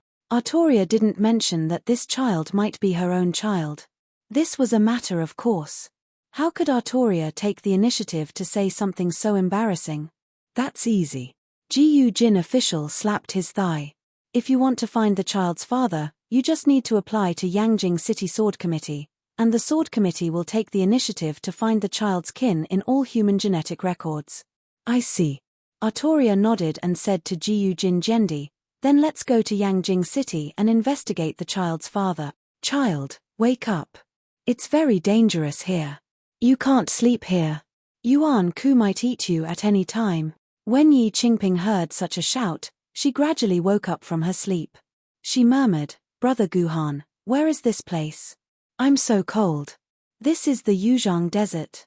As for that Brother Guhan you mentioned, I'm sorry, but I didn't see any human corpses nearby. I think your Brother Guhan is afraid that something bad has happened to him. At this time, the sky was dark. Yi Qingping, who was still in a daze, could not see the appearance of the person in front of her. Moreover, Yi Qingping's mind was not clear. She mumbled, that's impossible. My Brother Guhan is a celestial sword wielder. He's very capable. He even killed Hong-grade Yuan Ku without hesitation. He's the person who likes me the most. This child must be crazy. A celestial sword wielder, how could a celestial sword wielder leave you here alone? The person in the dark side. It seems like this child must have suffered a lot of trauma. That's why her memory is a little messed up. Child, what's your name? The person patted Yi Qingping's face and asked. My surname is Yi, my name is Yi Qing. Qing. Before Yi Qingping could finish, she fainted again. Yi Qing. She's from our Zongzi tribe. Didn't the people of our Zongzi tribe die out? And her name is also Yi Qing. Could it be? Could it be? Could it be? This is my long-lost daughter. The age also matches. Is she already so old? The person exclaimed in shock. The more he looked at Yi Qing's appearance, the more he felt that it was similar to his own. Big brother Yi Da? What are you doing here? It's too dangerous outside. Let's hurry back to the camp. A woman in her 30s walked over. She looked at Yi Da affectionately, but she was also a little reserved. This woman carried two long swords on her back. It seemed like she was a sword wielder of the celestial sword wielder level. There's a child here. Hurry up and treat her. See if her life is in danger. Yi Da hurriedly handed Yi Qingping, who was in his arms, to the woman. Hey, big brother Yi Da, this child looks like you. After the woman saw Yi Qingping's appearance clearly, she instinctively said this. Millimeter. Yi Da nodded. If I'm not wrong, this child might be the reason why I returned to the Yuzhang Desert. What? The woman covered her mouth in excitement. Big brother Yi Da, could this child be your long-lost son, Yi Qing? But didn't we just go to the Zongzi tribe to investigate? All the people in the Zongzi tribe were attacked by Yuanko and are all dead. That's right. But this child is very likely to be the only survivor who escaped from Yuanko's hands. Moreover, before she fainted, she said that her name is Yi Qing, and she looks so similar to me. I'm afraid she's really my poor child, Yi Qing. Then the child's mother. The woman looked at the child lovingly. Her mother is probably dead. Otherwise, she wouldn't have left the child alone here. Yi Da shook his head and sighed deeply. What a poor child. The woman looked at Yi Qingping with even more love. She raised the child high in the air and said excitedly, if she doesn't have a mother anymore, then let me be her mother. I'm already 30 years old, but I'm still infertile. I'm afraid that God has given me a child. From today onwards, She will be a child of the Liu Nian family. Xiao Ari, how can you do that? The Liu Nian family only has one descendant. How can you let someone else have the bloodline? Yi Da was shocked by the woman's words. It's precisely because the Liu Nian family only has one descendant that I need a child. Fleeting Love paused for a moment before continuing shyly, moreover, he's your child. I'm more than happy to let your child inherit the Fleeting Time family. Xiao Ari. Yi Da looked at him even more excitedly. Then, in the wilderness, the two of them rolled together. That's strange.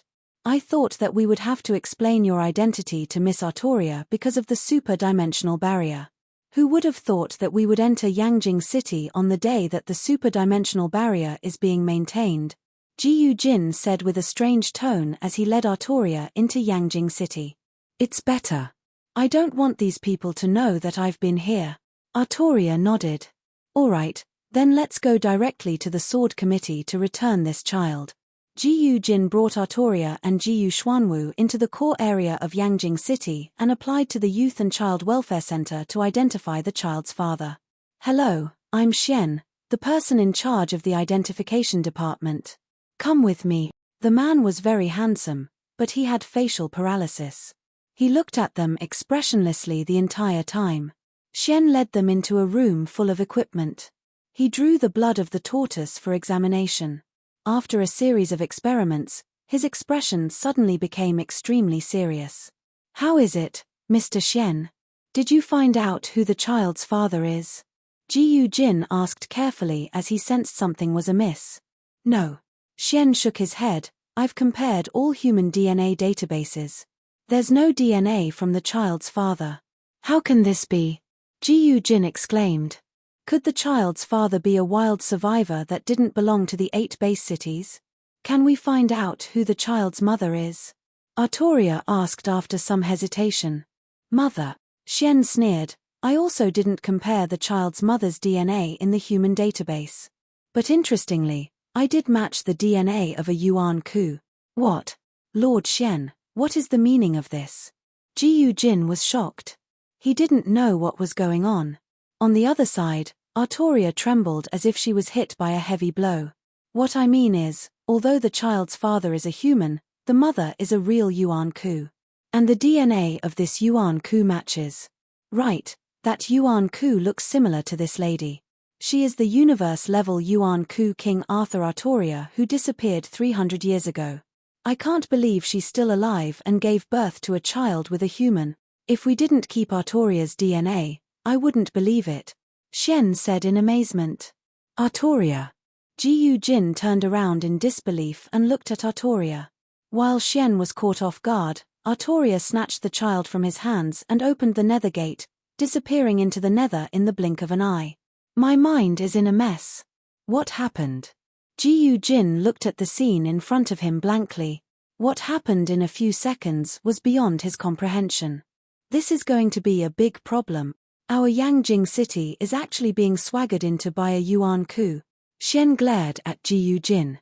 Ji Jin lowered his head in shame. Bringing a universe-class bandit into Yangjing without permission was a huge mistake. Ji Jin might have to spend the rest of his life in the disciplinary committee.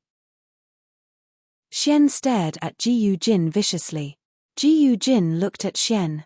Forget it. You are a good person too. You just didn't think it through and made a mistake. Xian patted Lei Jin's shoulder. Forget it, I'll pretend this never happened. Keep it a secret, or else I can't bear to see the rest of your life ruined. Thank you. Thank you, Master Xian. Ji Jin thanked Xian gratefully. From then on, Ji Jin never told anyone about Artoria's story even after he ascended to the throne. Chapter 1418. I didn't expect someone to survive the hands of those 3 idiots. What a waste of my effort to lure them to the Zongzi tribe. Yi Da showed a vicious expression as he looked at Yi Qing, who was sleeping peacefully in the med bay. I know you're not my child, because my child is a son, not a daughter. But there's a reason for that. That stupid woman, Fleeting Love, didn't notice your gender and decided to make you the heir of the Fleeting family clan. Doesn't that mean that the fleeting family clan will become the wealth of our Yi family? This is great. I'll let you Yangjing people who look down on me know that the most noble bloodline in your eyes belongs to our Yi clan from now on. Yi Da laughed maniacally. But this child must know what I did in the Zongza tribe, and her gender must be changed. Otherwise, everything will be exposed. We can't let Xiao Ari know about this, or we'll both be finished. With that said, Yi Da took out a black and white fruit from his dimensional pouch. Yin-yang fruit. I got this from Luffy. I thought it wouldn't be of much use, but it's actually useful now. Yi Da opened the med bay and stuffed the fruit into Yi Qingping's mouth. You can switch yin and yang after eating the yin-yang fruit, turning from a woman to a man. You can even block all your past memories and become a new personality. This is great, this is perfect. From today onwards, you are my son, my dear Yi Qing. Ha ha ha ha. Yi Da started laughing maniacally. Ha ha ha ha. This is really my daughter. When Artoria opened the void gate and reappeared in this world, she was already in a land of ice and snow. Until now, Artoria didn't really believe that this child was her biological daughter. But the evidence was right in front of her. Human DNA couldn't be wrong. She didn't know Xian, so there was no reason for him to lie to her. This child named Jiyu Xuanwu was indeed her child. How can this be? Just who is that Jiyu Han? Why would I have a child with a guy I don't even know? This is simply too inconceivable. Just what happened in the memory that I lost? Artoria pounded her head in pain, curiosity about the truth filling her brain. By the way, my message said that a woman named Chidu Isuzu, who lives in a dimensional rift in North Korea, is my good friend. She's also a woman whose name I've never heard before. Then she must have met me when I lost my memory. If that's the case, she must know what happened to me at that time. Artoria stood up abruptly. I remember now. I had a huge battle with Gilgamesh, and he was sealed in a dimensional rift in North Korea. Could it be that Chidu Isuzu is in that dimensional rift? Artoria said excitedly. Artoria immediately rushed to North Korea, but when she arrived, she was surprised to find that the entire area was blocked by a high wall. Artoria tried to enter through the high wall, but found that there was a huge barrier outside. The strength was even thicker than the human's super-dimensional barrier system. It was impossible for Artoria to break through the barrier and enter. What should I do? Artoria looked at the barrier helplessly. She could feel a human approaching her from inside the barrier. She had to leave this place. Honorable King Arthur, you want to enter this place, right? Just when Artoria was at her wit's end, a sudden voice rang in her ear. Yes, who are you? Why can you appear in my ear? Artoria immediately asked warily. Don't be afraid, I won't harm you. I'm on the same side as you. I'm the closest person to your husband, Guhan. He was the one who asked me to bring you in. As soon as the voice fell, a door opened in front of Artoria. What frightened Artoria was that this door was not a void door, but a dimensional door. It was a door to a dimensional world. Don't panic. Since you're going to the dimensional rift, you can only enter through a dimensional door. Don't worry, I have no ill intentions towards you. You have to believe me. I've lived in this world for millions of years, and I've never lied to anyone, the voice said calmly, but its voice was full of majesty. Even the great King Arthur could not help but immerse himself in this majesty. While his mind was still in a daze, his body instinctively reacted and walked into the dimensional door. I actually came in. Who are you? Why are you helping me? When Artoria woke up, she found herself in the dimensional rift of the Radiant Paradise. She immediately asked the voice. I am sect leader Tong Tian. The other party's melodious voice rang out and then disappeared completely. Who am I? And who are you? When Yi Qingping opened his eyes, he stared blankly at the man and woman in front of him. You're Yi Qing, my biological son, Yi Qing. Qing, have you forgotten about your father? Yi Da pulled Yi Qing into his arms, and tears began to stream down his cheeks. Fleeting Love, who was beside him, started to cry as well. I'm Yi Qing. Then who is Yi Qingping? Who is Guhan? Yi Qingping thought in a daze. These two names suddenly popped up in his mind, but he couldn't remember anything. In the following days, after Yi Da's constant indoctrination and narration, Yi Qingping finally accepted that he was Yi Da's biological son. He had only lost his memory because of the tragedy of his tribe's annihilation. The group slayed demons and entered Yangjing City, then Fleeting Time Mountain, and finally arrived at the Fleeting Time family's territory. Fleeting Love quickly got into an intense argument with his family. Fleeting Love told his father that he wanted to adopt Yi Qing as his son and make Yi Qing the heir of the Fleeting Time family. Fleeting Love's father, who was the current head of the Fleeting Time family, strongly objected to this decision. Fleeting Love was only 30 years old. They felt that Fleeting Love might not be able to have a child with Yi Da. If it was someone else, they might be able to give birth to a child of the Fleeting Time family. Yi Qing, who was still in a daze when she saw her parents and grandfather arguing fiercely, began to wander around the Liunyan aristocratic clan. In the end, she arrived near a sword essence detector and tested her sword essence in a daze. When the result of 15,000 quarks of innate sword essence appeared, the entire Liunyan aristocratic clan was shocked. This was the human with the highest amount of innate sword essence they had ever seen. In the end, Yi Qing was left in the Fleeting Time family and became the first adopted son of the Fleeting Time family. No one knew about this. Even within the Fleeting Time family, it was a taboo. People only knew that the Fleeting Time family suddenly had a child called Fleeting Youth. They did not even know if the child was a boy or a girl. You said that you don't remember that part of your memories. When Artoria finally met Chidu Isuzu, she raised her doubts to Chidu Isuzu, but Chidu Isuzu gave Artoria such an answer. But you can take a look at this. Chidu Isuzu took out a few photos from his most secretive drawer. Artoria took a closer look and realized that the photos were of bloody words written on her body. These are the words I found written in my own blood on my body after I woke up. Chidu Isuzu pointed to the words on the photo and said, although some of the words are already unrecognizable, the rest of the words are very clear. It says, Father, Guhan, Mother, Artoria, Child, Jiyu Xuanwu. Chidu Isuzu sighed. I think this can verify the words on your child. She is indeed the child of you and Guhan.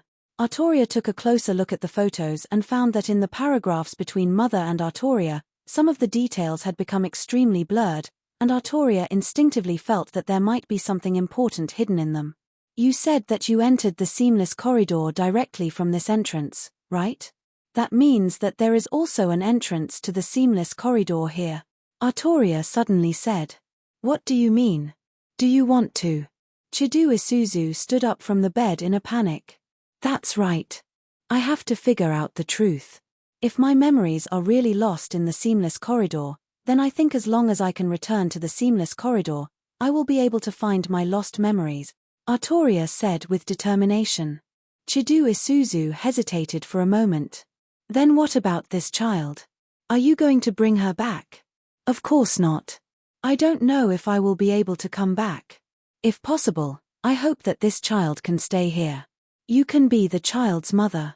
If her father was really born more than 100 years later, then I think he will come looking for this child sooner or later. When that time comes, you can let this child follow her father, Artoria said calmly. And so, under Chidu Isuzu's guidance, Artoria once again entered the seamless corridor.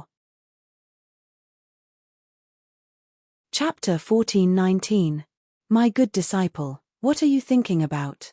After sending off Yi Qing, old Lord Taishang looked at Guhan's dazed expression and asked with a smile while stroking his beard.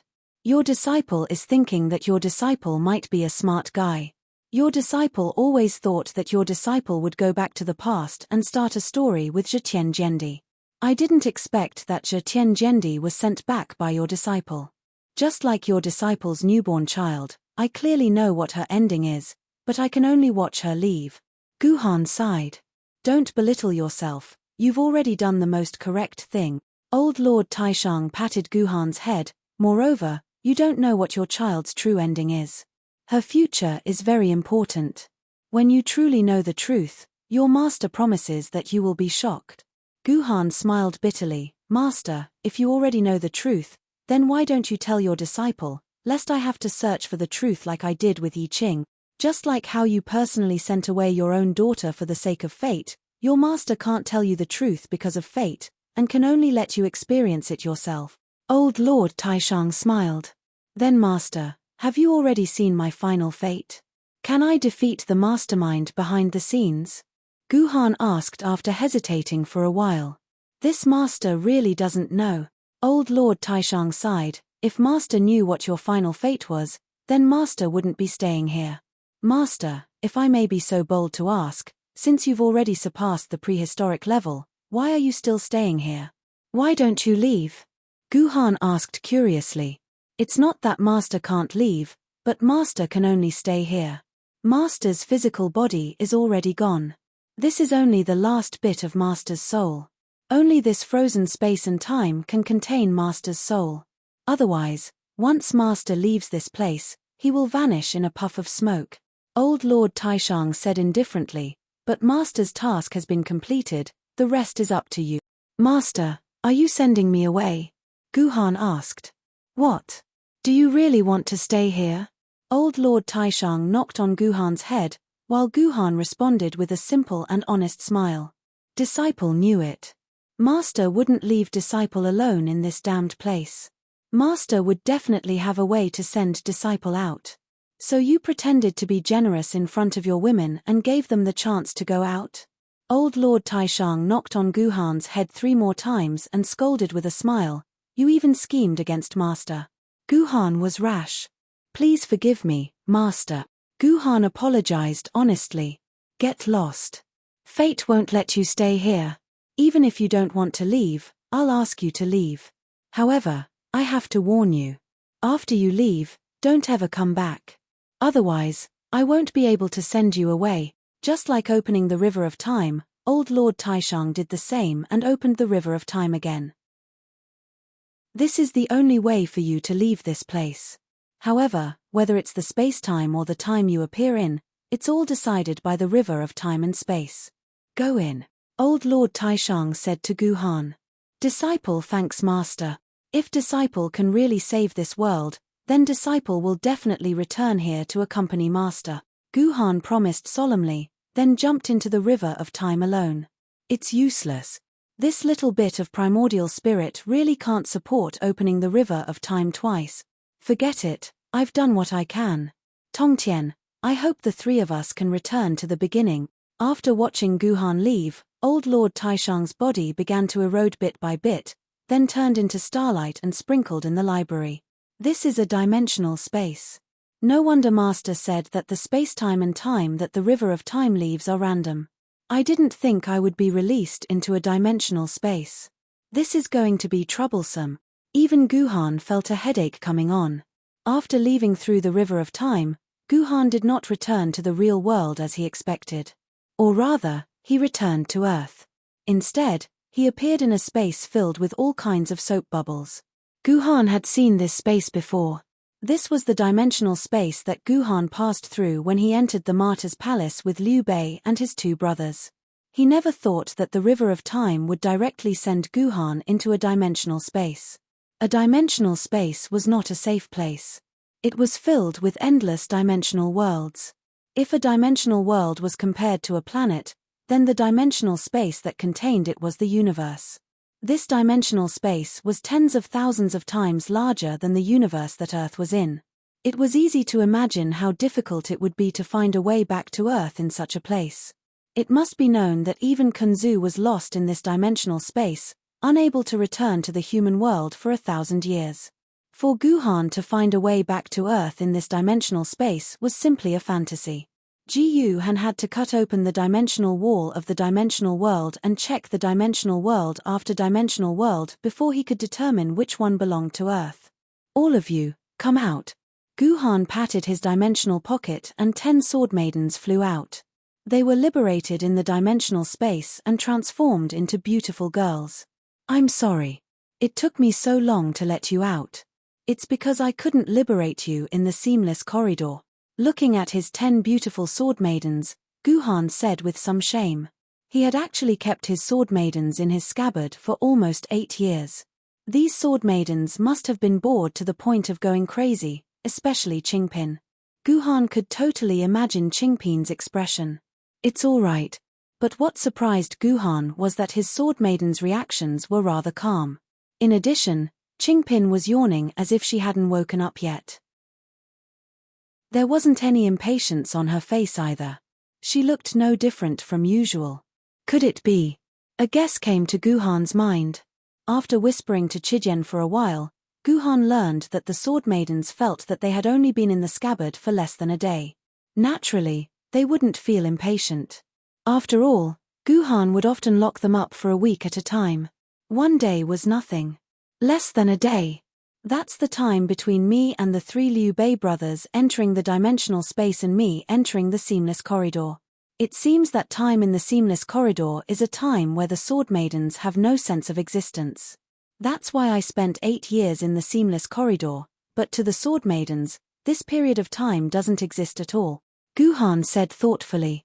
Hey, where is this? Where the hell did you bring us to? It's so desolate and cold. After the sword maidens finished stretching their bodies, they began to examine the illusion around them. When they saw the miraculous scene of the dimensional space, they were all stunned. They had never seen such a scene before. This is. Just as Guhan was about to explain, Heaven-Reliant Sword cut in. I recognize this place. This is a dimensional space. Back in the day, Zetian Jendi fought against the Martyr's Palace. She used this dimensional space to attack the Martyr's Palace's headquarters. That's why I've seen this place before. This is a dimensional space. There's no mistaking it. What? Hearing Heaven-Reliant Sword's words, all the sword maidens were in an uproar. As sword maidens, they naturally knew what a forbidden zone a dimensional space was for humans and sword maidens. They had actually ended up in a place where they couldn't enter or leave. The sword maidens felt like they were about to collapse. Alright, it's just a dimensional space. What's there to be afraid of? Back in the day, we also fought against the old master in a dimensional space. In the end, we still returned. Celestial Demoralizing Sword said smugly when he saw the sword maidens in an uproar. That's great. Celestial Demoralizing Sword, you know the way to return to Earth. Hurry up and tell us. We love you to death. Heaven-Reliant hugged Celestial Demoralizing Sword and said intimately. Normally, Heaven-Reliant Sword would definitely feel a little annoyed if she heard such arrogant words from Celestial Demoralizing Sword. However, Celestial Demoralizing Sword's words were like heavenly music to Heaven-Reliant Sword's ears. Heavens never bars one's way. Celestial Demoralizing Sword had actually miraculously returned to Earth from a dimensional space.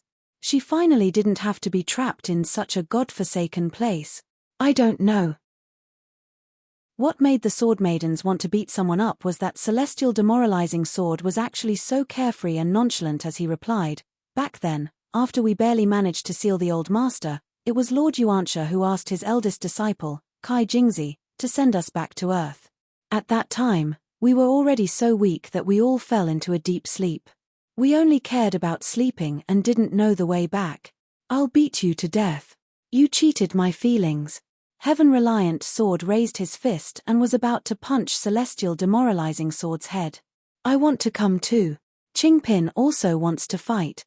When Qingpin saw this, he immediately joined in happily. With Qingpin's participation, Duyu naturally didn't want to be outdone. In the end, other than the naturally cold past water sword and Juzi sword, the other 8 sword maidens all gathered together. Of course, they didn't fight for real. They only waved their fists. For their bodies, the damage caused by their fists was equivalent to 0. To put it bluntly, they actually didn't really want to fight. They were just using this method to dispel the ominous haze in their hearts. Chapter 1420. Although he had already guessed that the path out of this subdimension would be incomparably long, Guhan and his sword maidens fooled around in the subdimension for a full year, but they still hadn't found a single way to leave. In truth, in this entire subdimension, aside from Guhan and Guhan's sword maidens, Guhan hadn't seen any other living beings. This place was eternally desolate, so desolate that Guhan felt as though he would be trapped here for the rest of his life. Some readers might find this strange. Wasn't this subdimension the same as the seamless corridor? Both were worlds where time flowed like water. Guhan had spent nearly 8 years in the seamless corridor, but he hadn't lost hope. Why was it that after spending just a year in this subdimension, he felt as though he was about to die? The reason was simple. Time in the seamless corridor was fundamentally different from time in this subdimension. The seamless corridor was a node where time was frozen. Although it felt as though an extremely long period of time had passed in the seamless corridor, in truth not even a second or a minute had passed. This could be seen from the fact that his sword maidens didn't seem to feel anything for 8 years. More importantly, Guhan didn't feel hungry in the seamless corridor, and his body didn't show any signs of aging or maturing. Thus, time in the seamless corridor had indeed been frozen for Guhan. But this subdimension was different. It was a place that existed on an actual timeline. Just like the real world, living in a subdimension required eating and sleeping. Thus, during this past year, the food in Guhan's dimensional pocket began to disappear like water. Even though Guhan had prepared 30 years' worth of food, with Qingpin and Duyu, those two gluttons, 30 years' worth of food was only enough to support him for a year or so. By now, Guhan's dimensional pocket was about to run out of food, and in the end, even the world that Guhan had simulated was destroyed. As for the consciousness fragments that Guhan had split off, they all stayed quietly within his dimensional pocket. Guhan didn't plan on splitting off any more fragments, because even now, Guhan wasn't sure exactly how these fragments should be used. After all, that world was created from food. At critical moments, he still needed to restore the food to its original use. However, the sword maidens all said that the food tasted strange, making it hard to swallow. "It looks like we'll have to enter a subdimension," Guhan said as he looked at his empty dimensional pocket. The food in his dimensional pocket had already been used up, and finding food in a subdimension was clearly impossible. Thus, only by entering a subdimension would they have a chance at finding real food. Fortunately, there was no lack of subdimensions in this subdimension. Under Guhan's lead, they found the largest bubble-like subdimension. The slaying immortal sword lightly cut across the dimensional walls of this subdimension, and Guhan opened the door to it, allowing Guhan and enter. As soon as Guhan led his sword maidens into this world, it caused a huge commotion. Because the dimensional wall that Guhan cut was directly connected to a very densely populated area, Guhan and the others walked out of a spatial rift in front of hundreds of people, scaring the surrounding people into screaming. The densely populated area instantly became empty. "Hey, this seems to be Earth too. Look at those words, they're so familiar. And here, isn't this a big shopping mall?" Chijian pointed at the surrounding scenery excitedly. The place that Guhan could possibly appear in was indeed a large shopping mall. There were all kinds of shops around, such as clothing stores, cosmetic stores, gourmet shops, and so on.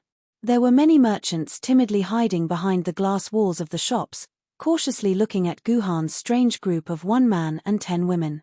"No, the words here aren't Chinese." Yi Tian looked at the signboards on the surrounding shops and said with a frown. "Of course they aren't Chinese, they're Japanese.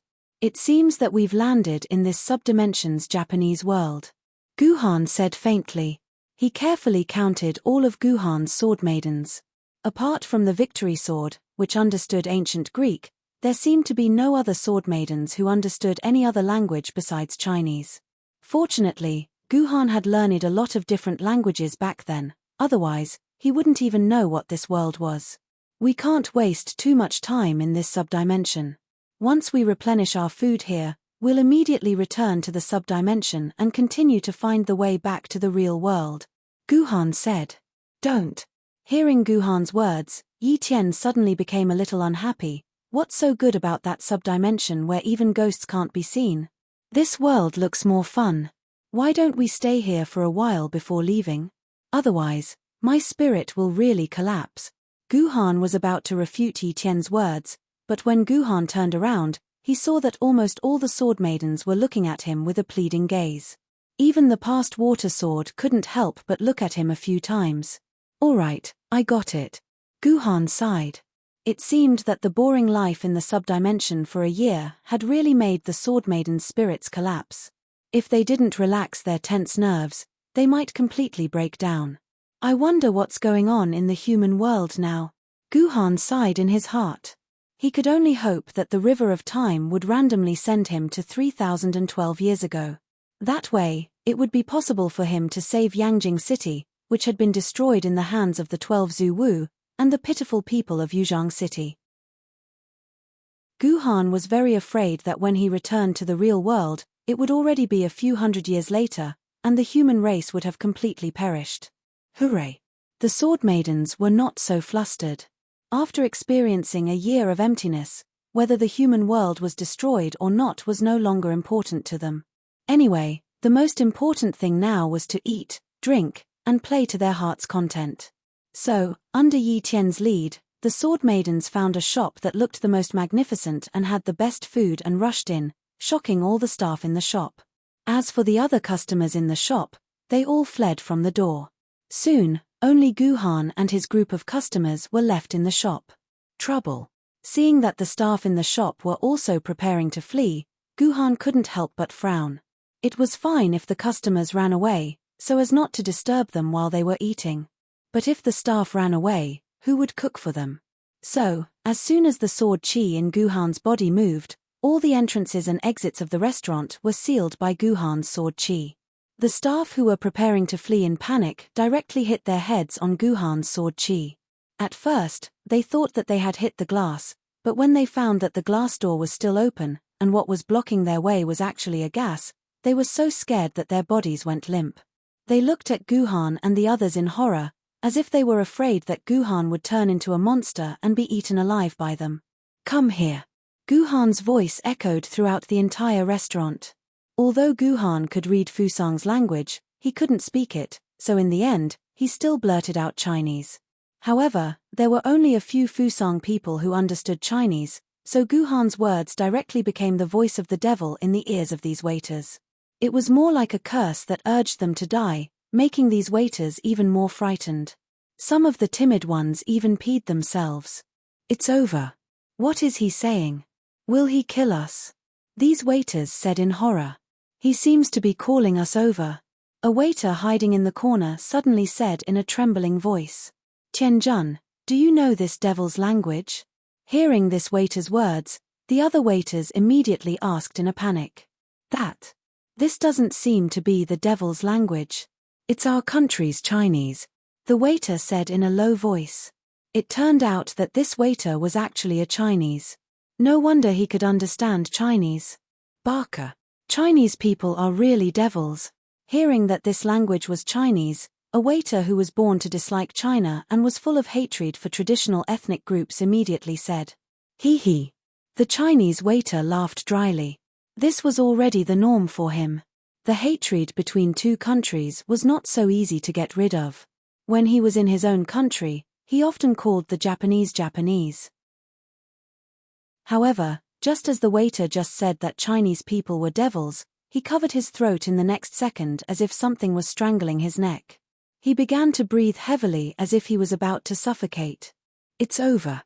This is a devil, this is a devil's curse. Seeing this waiter's reaction, the other waiters suddenly screamed. All right, I just blocked his vocal cords. I don't want to hear his voice. Guhan's voice sounded in the restaurant again. Changsheng Jun, this devil. No, this god, what did he say? Can you translate it for us? The waiter instinctively wanted to say the word devil, but when he recalled that the unlucky guy had only uttered a single devil incantation and became suffocating, he immediately swallowed the word devil and replaced it with a respectful Lord God. God, he said that he only sealed Oikkuan's vocal cords. Oikkuan's life will not be in danger, the waiter quickly translated. You, come here. Ji Han could not be bothered to continue messing around with these Japanese. His sword ladies were starving, so he simply used a sword qi to capture the Huaxiao man and bring him in front of him. Ask them to serve me the best food in your restaurant. Give me as much as you have. Do you hear me? Guhan said coldly. Yes. Understood. Understood. The Chinese waiter, who was still in shock, immediately nodded and bowed. Then, he returned to the other waiters and told them about Guhan's request. The other waiters immediately rushed into the kitchen and began to prepare dishes for Guhan. Oh, it seems that I have become the Yuan Ku of this world.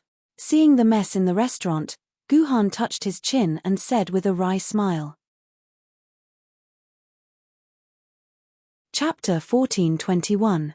These Japanese food are really disgusting. They're neither raw nor cooked. Our Chinese food is still the best. Yi Tian immediately said with a look of disdain after having a simple meal of the restaurant's dishes. However, she also won the deep agreement of the other sword maidens. They all expressed that the Japanese food was indeed very bad, but they still ate faster than one another. It couldn't be helped. Guhan had eaten too much of the terrible food in his dimensional pocket. It was indeed very delicious to have a change of taste occasionally. Guhan and the others were immersed in the world of food, but it was different outside the restaurant. A large number of police began to pour into the mall and evacuate the people inside one by one.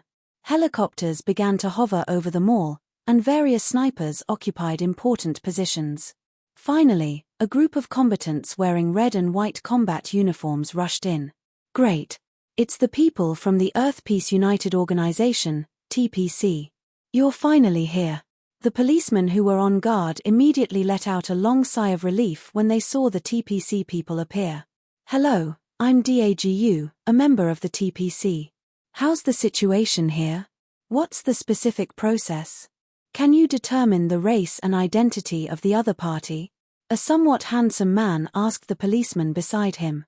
Yes, according to the witness report, these people appeared in the mall out of thin air without any warning. There are also witnesses who said that they saw the existence of the space crack, so they must be aliens.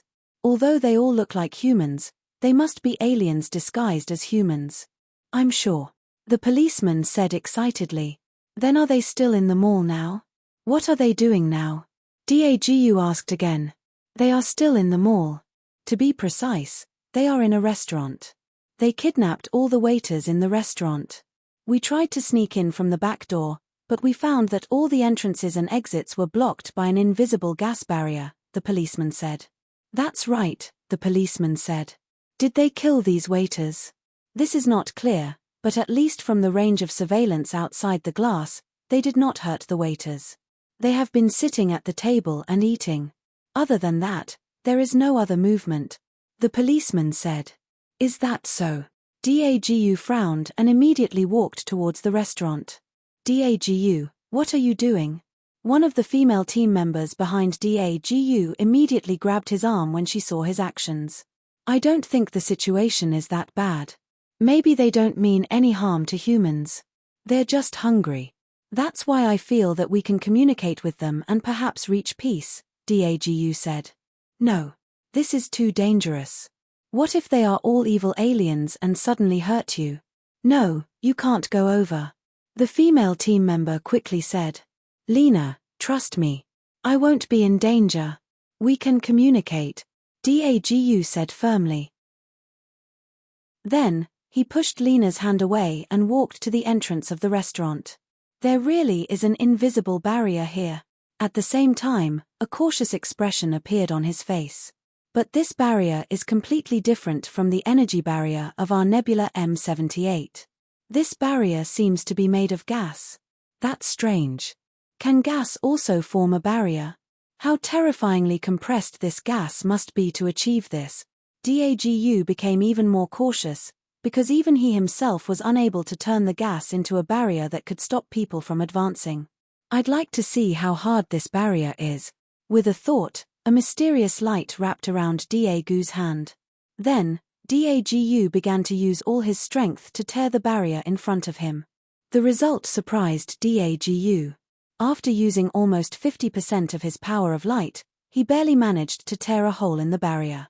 The strength of this alien had far exceeded Dagu's imagination. So there are superhumans in this dimensional world. Dagu's damage to Guhan's sword chi barrier naturally did not escape Guhan's senses. So, with a thought from Guhan, the sword chi barrier in front of Dagu disappeared in an instant. Dagu did not expect this at all. As a result, he used too much force and fell into a table beside him, completely smashing it into pieces. Everyone who comes is a guest. Since you're here, let's sit down and have a chat, Guhan said calmly. At the same time, he sat alone at another table. You're actually speaking in Chinese. Dagu was taken aback, but judging from the other's tone, there did not seem to be any malice. Coupled with his special identity, Dagu did not have any fear and directly sat across from Guhan. Why can't I speak Chinese? Guhan asked curiously. No, because every alien that came to Earth spoke Fusang language, so I thought that all aliens knew Fusang language. Dagu smiled awkwardly. He suddenly felt the atmosphere in the entire restaurant ease up a lot. This was a good start. Great. It seems that this group of aliens has no malice. Team Dagu is communicating with them. The police and TPC members who had been nervously observing the situation in the restaurant immediately breathed a sigh of relief when they saw this scene. At this time, the conversation in the restaurant was still going on. Hello, I'm Dagu, a member of the Far East headquarters of the Earth Peace United Organization. May I ask which planet you're from and why you've come to Earth? If it's possible, we, the TPC, are willing to help you, Dagu said very sincerely. You say I'm an alien, but I think you're the alien. Guhan glanced at Dagu and sneered. You know who I am. Dagu suddenly became nervous. You must be an Ultraman. Guhan laughed. I've had some contact with your Ultraman King before, and I know that you Ultraman like to hide in human bodies. Also, you guys always have the unpleasant smell of leather on you. I'm very familiar with this smell. I smelled it on you just now, so I'm guessing you must be an Ultraman. I just don't know which Ultraman you are. Taylor, Savin, Leo, or Oob. Guhan read out a few Ultraman names that had appeared on Earth. You know my missing brothers. Dagu jumped up from his seat in surprise. His reaction also surprised Jiu Han. Why did he have such a big reaction when he heard these names? What did he mean when he said they were missing? Yes, I've seen them in my world. How did they go missing? Guhan asked. Actually, this world doesn't just have this one universe. There are many other universes, and every universe has Earth. Similarly, there is an Ultraman guarding Earth. But since 1,000 years ago, there have been many Otl warriors who were stationed in different universes mysteriously disappearing. Some disappeared during battle, some disappeared while they were sleeping, and some even disappeared while they were in our nebula M78. In the end, even the Otl King, who could travel through countless universes, disappeared, Dagu said with a serious expression. Oh. It turns out that after Yuenko left the world that originally belonged to him, he no longer existed in his own world. After hearing Dagu's words, Guhan already understood what had happened. Those missing Ultraman must have been Yuan Ku who had gone to Earth through the dimensional rift. There was no doubt about this. However, regarding this point, human scientists still had a period of debate. Some scientists believed that after Yuenko left his original dimensional world, a brand new Yuenko would immediately be born in the dimensional world. This was determined by the stability of the dimensional world itself. It was just like how monsters in online games would spawn new monsters after they died. However, some scientists believed that after Yuan Ku left the dimensional world, there would no longer be that Yuan Ku. Now, it seemed that the second scientist's conclusion was correct. After Yuan Ku left his dimensional world, it was true that he wouldn't be able to respawn again. The different universes that Dagu mentioned should be different dimensional worlds. Everything made sense. This should be the world that belonged to this Ultraman. However, this Ultraman's world should not have been invaded by the dimensional rift. Guhan lowered his head and pondered. Suddenly, he heard Dagu's incessant coughing. He looked up and saw Dagu's expectant expression. He knew that Dagu must be worried about his brothers, so he smiled and replied, I think I do know where your brothers and friends went. They all went to my universe, which belongs to my Earth. After that, they almost wiped out the humans on Earth. There are only a few survivors. That's impossible. Hearing this, Dagu immediately retorted, our Ultraman's duty is to protect humanity. We Ultraman will never take the initiative to harm humans. But that is the truth. Guhan shrugged. Absolutely impossible. Our Ultraman brothers will never do such a thing, Dagu said with certainty. His tone was a little anxious and angry. It seemed that Guhan's words had hurt Dagu's feelings. All right, if you have the chance, go to our world and you will know. However, if you dare to go, I will definitely kill you. Guhan's smile carried a biting cold murderous aura, and Dagu could not help but feel a chill in his heart. Team member Dagu. Team member Dagu, how is the situation on your side? Do you need us to use Paimo's energy to support you? Lena's voice sounded in Dagu's ear. After hesitating for a moment, Dagu finally said to Lena, "Not for now. I don't think he is an evil alien." Chapter 14:22. Hello, we've been chatting for so long, but I still don't know your name. Dagu asked after hanging up the communication with Lena.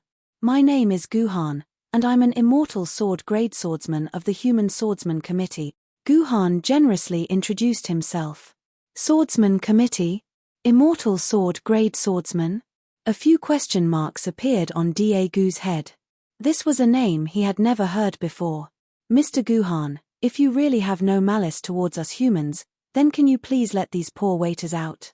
I think they must be scared and anxious, Dagu said nervously. If this Guhan refused or hesitated, then it meant that this guy was not as harmless to humans as he said he was. He was just deceiving himself. Dagu was a little nervous. Dagu was a little hesitant. I don't care about that, but my sword ladies are not full yet. You have to ensure that they have enough delicious food, Guhan said with a smile. That's easy. I'll get someone to send food in immediately, Dagu said quickly, and Guhan nodded. The sword chi barrier that sealed the door was immediately opened. Dagu immediately called for the waiters to run for their lives. In the blink of an eye, all the waiters in the restaurant had fled without a trace. Lena, immediately go to the nearby XX shop and buy a lot of food and dishes. Hurry up, Dagu said to Lena through the communication device. Although Lena did not know what Dagu was selling, she still carried out his order. Soon, she brought the police and personally sent a lot of food in. Guhan's sword ladies cheered and grabbed all the food in their hands, and began to eat. Haha, these sword ladies, their appetite is really good. Seeing the shortest little lowly eat enough food for 10 people in one go, Dagu couldn't even speak fluently. It's okay, you'll get used to it. Guhan smiled. In that case, Mr. Guhan, in order to not cause unnecessary panic, can you please stay at our TPC headquarters for the time being? I guarantee that we will give you the best treatment, Dagu requested again. At the same time, he became even more nervous. When this was said, everyone knew in their hearts that in name, they were guests, but in fact, they were monitoring them. In the face of such a request, even some aliens who did not have any bad intentions would inevitably be angry. However, Dagu had no choice but to say this. After all, the strength of these people seemed to be extremely terrifying. If they were to really wander around the city, who knew whether or not they would cause huge casualties? As such, Dagu was currently quite nervous. If anything went wrong, the good atmosphere from before would come to an end and be replaced by a huge battle. Sure. What Dagu didn't expect was that the other party would agree so readily. That's understandable. Besides, we don't have any money on us. It would be best if you could take care of us and entertain us. Seeing the puzzled expression on Dagu's face, Guhan explained faintly. However, he quickly added, it doesn't matter if I wander around or not, but my sword ladies may want to explore this world. So, when the time comes, I hope that you can send some people to accompany them. Okay. I will accompany you personally. Dagu nodded repeatedly. Just like that, the alien invasion that made everyone nervous came to an end. Those aliens who suddenly appeared were invited to the TPC headquarters to take care of them. They were treated with delicious food every day.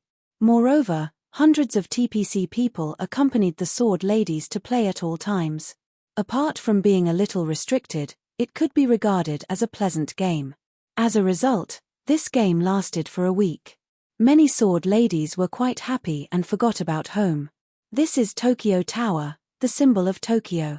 It used to be one of the tallest towers in the world, but now, the first place has been taken by you Chinese.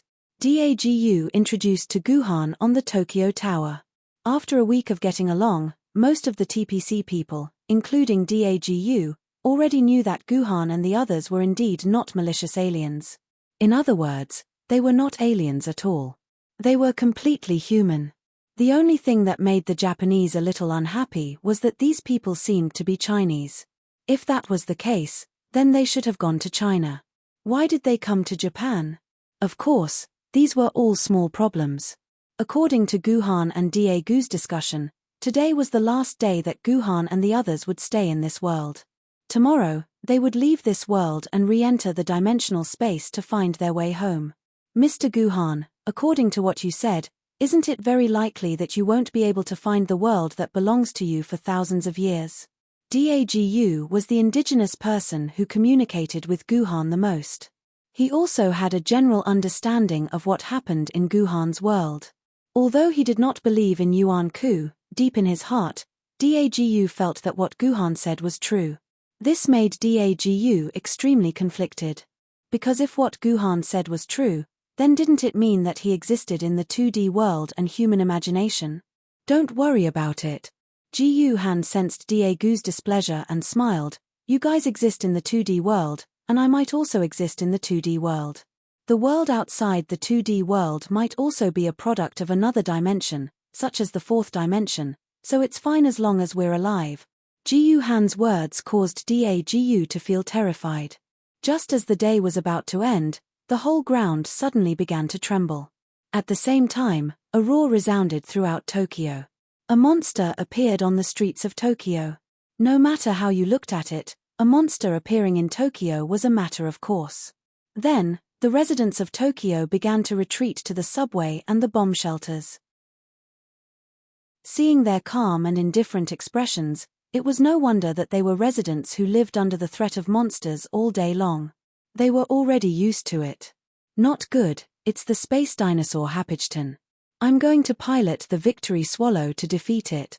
When Dagu saw the monster appear, he immediately got excited and prepared to return to the TPC headquarters to fight. Don't go. There's no point in going. Guhan grabbed hold of Dagu. The immense strength that came from Guhan's body made it so that Dagu couldn't even struggle. Why are you stopping me? Are you in cahoots with this monster? Dagu said angrily. No, I just want to say that you guys have piloted that swallow to defeat dozens of monsters, right? When do you think your swallow's weapons have ever caused any real damage to the monsters? In fact, your swallow is just showing off a little, creating some sparks to show off its existence. In the end, if you want to defeat the monsters, you still need to rely on your transformation. That's why I'm asking you to wait. Piloting the swallow is useless. Guhan's words pierced Dagu's heart. Dagu's mouth opened and closed for a long time, but he couldn't say a single word. What could he say? Piloting the flying swallow to battle was more of a habit, and he himself clearly understood that the flying swallow had no use at all. At this time, Guhan let go of Dagu's hand and smiled. Actually, it doesn't matter if the swallow appears or not. I think you should just transform into Ultraman and fight. Anyway, the people around you have all escaped. You don't have to hide it from anyone. No. Dagu refused decisively. Now is not the time for me to transform. Why? Guhan asked curiously. Dagu was stunned again. He only knew that now was not the time for him to transform, but he did not know why it was not the time for him to transform. It was all instinct. By the way, these monsters actually appeared in Japan. Then why did you use foreign names to name them in English? Wouldn't it be better to just use your Japanese language to name them? Things like Jeden Taro, Pardon Taro, and so on. This is more in line with your Japanese customs. Guhan said again. Dagu was still speechless. Dagu did not appear even after a long time. Naturally, the other TPC members would not wait for Dagu. So, they took 3 swallow and set out. The result was just as Guhan said. The swallow only released some sparks. Other than making the monster more irritated, it basically did nothing else. I'm curious. If you guys are so rich, why did you only get 3 swallow? If you guys had 300 or 1000 swallow, you might be able to cause some damage to the monster, Guhan said again. Dagu was still speechless. He did not know why this happened. It seemed like TPC had never thought of building more planes. After a fierce battle, 2 of TPC's 3 swallow were destroyed. Of course, the pilot inside had successfully parachuted out. At this time, Dagu's heart skipped a beat. He sensed that now was the time for him to transform. So, Dagu immediately jumped down from Tokyo Tower and shouted Diga in the air. Then, he transformed into Ultraman Diga and pounced on the huge monster. This is a 2-dimensional world after all. There are all kinds of bugs and illogicalities that appear to force the plot forward. This feeling is just too uncomfortable, Guhan said with a pained expression as he watched Diga's figure fight in the distance. Let's go. Let's see how the Ultraman of this world fights, Guhan said to his sword maidens. He then cut through the void and appeared directly above the battlefield in the next second. He was able to enjoy this not-so-exciting battle up close. This battle was indeed not exciting, because this time, the strength of the monster was unexpectedly strong. Ultraman Tiga and the monster fought for a minute and was at a complete disadvantage. When the small lamp on his chest began to beep, Ultraman Tiga began to emit light, but his light could not even penetrate the monster's skin. In the end, he was directly kicked out by the monster. I can't beat it. I'm going to die. Such a touching battle had completely moved the innocent and kind children. They immediately performed the classic action of Ultraman Tiga. Rays of light burst out from their bodies and were sent into Ultraman Tiga's body. Ultraman Tiga was instantly resurrected and became even more powerful. Just as he was about to use his newfound power to end the monster's life, Ultraman Tiga's body suddenly exploded with power. Just as he was about to use his newfound power to end the monster's life. Oh, I'm sorry. I saw that you've already lost, so I helped you get rid of it. But before Ultraman Tiga could use his ultimate move, he saw the monster's head fall to his feet. This incomparably powerful monster had actually been beheaded by Guhan. This speed was a little too fast, wasn't it? Chapter 14:23. Although the battle is won and the monster is dead, what is this feeling of loss in my heart? Sigh. Dagu, who had turned into Ultraman Tiga, sighed in his heart. He looked at Guhan, who was floating above his head, and the sword in Guhan's hand that was stained with green blood. So his ability is the sword, Dagu muttered, and Ultraman Tiga's body began to rapidly shrink, finally returning to his human form. At the same time, Guhan flew down from the sky and landed beside Dagu. Mr. Guhan, are you a swordsman from the legends of Huaxia? One of those sword masters from wuxia novels? After looking at Guhan, Dagu asked curiously. Have you ever seen a swordsman from a wuxia novel who can kill such a huge monster with one sword? Guhan rolled his eyes at Dagu. I am not a swordsman from a wuxia novel. I am a sword wielder, an immortal sword wielder. I understand. So you are a sword immortal from the legends of Huaxia, Dagu said with some understanding. However, this could be considered as a half-correct answer, so Guhan did not refute anything. Okay, it's okay. You can be free now. Guhan threw the long sword in his hand, and the long sword quickly transformed into a bright and beautiful young girl in the air. This. Dagu, who had seen the sword turn into a girl, was so shocked that he could not close his mouth. His finger pointed at the starting point, and he could not even speak. Okay, there is no need to be so surprised. It seems that the first person to personify a sword was you Fusang people. You should be used to this. Guhan patted Dagu's shoulder and said lightly, moreover, I feel that such a small guy like you turning into such a huge Ultraman is much more shocking than my sword lady. Dagu expressed that he had nothing to say. Soon, a large number of people rushed out of the shelter and began to cheer Ultraman Tiga's name on the streets, thanking Tiger for saving them once again. This caused Dagu to feel a headache. Although he had turned into light, he had not done anything. The one who had truly saved Fusang was the man in front of him. I'm sorry. I'll tell everyone as soon as I return to the TPC headquarters. The one who really saved everyone wasn't Ultraman Tiger, but you, Guhan. Dagu lowered his head in embarrassment. There's no need for that. I won't be able to stay in your world for much longer. I'm not interested in this kind of reputation. Guhan said lightly. This world was destined to be a springboard for Guhan. Guhan didn't care about anything else. Dagu smiled and chatted with Guhan for a while. The other sword maidens also flew down from the sky.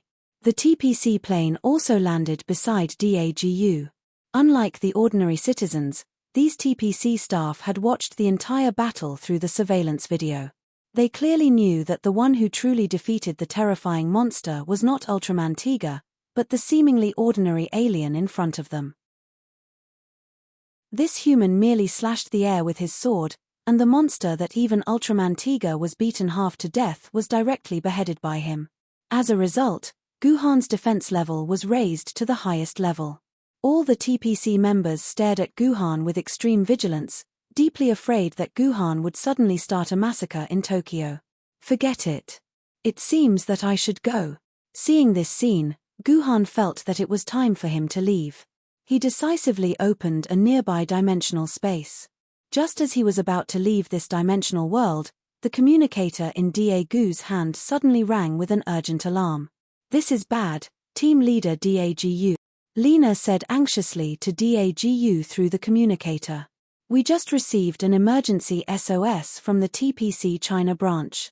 They said that 12 monsters have appeared in 12 cities in China at the same time. Right now, the TPC China branch can't handle it at all. So, they are urgently asking for help from all the TPC members in the surrounding area. They want us to go and provide support as soon as possible. Yes, I understand. I'll go right away, Dagu immediately replied. He then showed an apologetic smile to Guhan. I'm sorry, brother Guhan. It seems that I don't have time to send you off. I have to rush to China now. Strange. Can China also be attacked by monsters? Guhan's expression also changed. After all, China was Guhan's home country.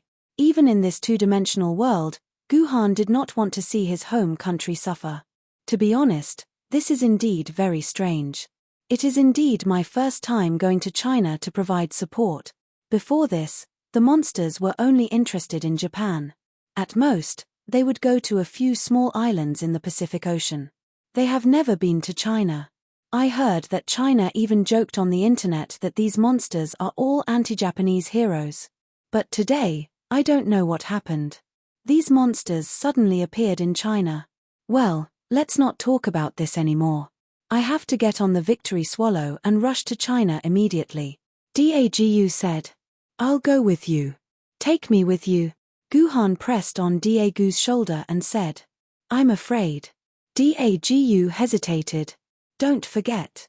No matter which world I am in, I will always be a Chinese. If China is in trouble, I will definitely go and save it. Guhan said firmly. Dagu nodded and said, Brother Guhan, I understand how you feel. I am also willing to take you there alone. But behind you. Speaking of this, Dagu could not help but look at the 10 sword maidens behind Guhan. He said with some difficulty, but our Victory Swallow can only accommodate 3 people at most. You have so many girlfriends. I'm afraid our Victory Swallow can't accommodate them all. Oh, that's easy. Guhan waved his hand. Guhan's sword maidens turned into long swords at the same time and flew into the scabbard on Guhan's body. Dagu was so scared that his eyes almost popped out. It seemed that not only Miss Chijian, but all of Guhan's girlfriends could actually turn into long swords. This was really terrifying. In any case, Guhan entered the Victory Swallow together with Dagu. After 20 minutes of flight, they finally successfully entered the border of China. However, at this time, 2 elegant-looking, swan-like planes suddenly appeared in front of the Victory Swallow. These two planes sandwiched the Victory Swallow from the front and the back. At the same time, the Victory Swallow began to descend and seemed to be ready to land. What's going on? We haven't arrived in China yet. Why are we landing? Guhan asked with a frown. No, because in front of us is China's airspace. Due to historical reasons, China will never allow our Japanese planes to enter China's airspace. So now we must land at China's Jeju Island Airport first. Then, at the Jeju Island Airport, we will change to the Victory Dragon plane of China's TPC division. DAGU explained. CHMPH, changing planes will take at least 20 minutes. This is really too troublesome. But you're right. We can't let Japanese planes fly into our Huasha's airspace. Guhan nodded, but at the same time, he frowned even more. He looked at the two Chinese planes in front of him and said, "Is this China's Victory Dragon plane?" "Yes, that is the Victory Dragon plane." DAGU nodded. "Then, hold on to my waist, let's go," Guhan suddenly said in DAGU's ear. Before DAGU could react to what happened, he felt that he was pulled into an empty world by Guhan. However, DAGU did not stay in this empty world for long. In the next second, he left the world. When DAGU returned to reality, he was no longer on the Victory Swallow. Instead, he appeared in a plane with a completely different interior decoration. "Who are you?" "Ah," the original pilot asked nervously in Chinese. The Victory Swallow, which had lost its pilot, began to descend rapidly and finally fell directly into the sea. A plane worth hundreds of millions of dollars was ruined just like that. "We are the members sent by the TPC headquarters to China as support, but this person next to me." DAGU took out almost all of his IDs to convince the pilot that he was indeed a TPC member in the Victory Swallow. And Guhan was an alien who was enthusiastic about helping the Earth. It was Guhan who used his magical ability to bring him into the cockpit of the Victory Dragon plane. The Chinese pilot could only seek confirmation from the TPC headquarters in panic.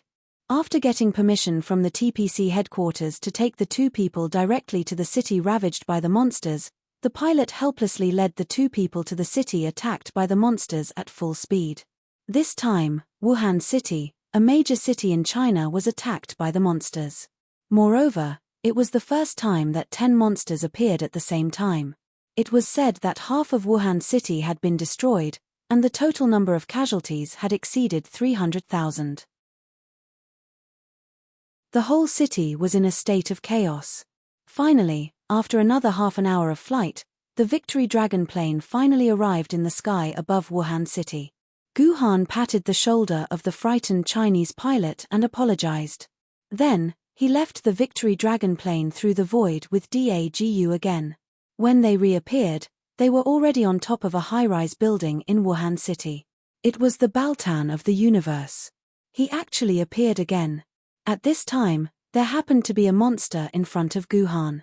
It was crazily destroying the core area of the CBD of Wuhan City. Countless people were screaming and running for their lives around it. "Okay, there is no one else here. Let me transform into Ultraman Tiger and destroy this Baltan." DAGU took out his divine light stick. When he was about to transform, the angry Guhan had already rushed out. As a result, when Ultraman Tiger appeared, the body of the Baltan had already been minced into pieces by Guhan's sword energy. Chapter 1424. F***CK. Looking at this scene, even the righteous Ultraman Tiger couldn't help but curse. "You can't play it like this, okay? Alright, I'll go and deal with the other monsters." Ultraman Tiger clenched his fist and said. He rushed towards a nearby monster that was destroying Wuhan City. But Ultraman Tiger was one step too late. When he arrived at the battlefield with quick steps, the new monster's head had already been beheaded by Guhan. Ultraman Tiger's face was almost red, and the following story was a complete copy of all the battles. Every time Ultraman Tiger rushed to the battlefield, the monster had already been killed by Guhan. Not only did Ultraman Tiger not kill a single monster, but because he was running at a high speed, he accidentally fell and smashed a building. Nobody knew if there were any unlucky people in the building who could not leave in time. He did not die in the hands of the monster, but in the hands of Ultraman. But this was also a very common thing. In the past, when fighting in Japan, Ultraman Tiger often accidentally killed some unlucky humans.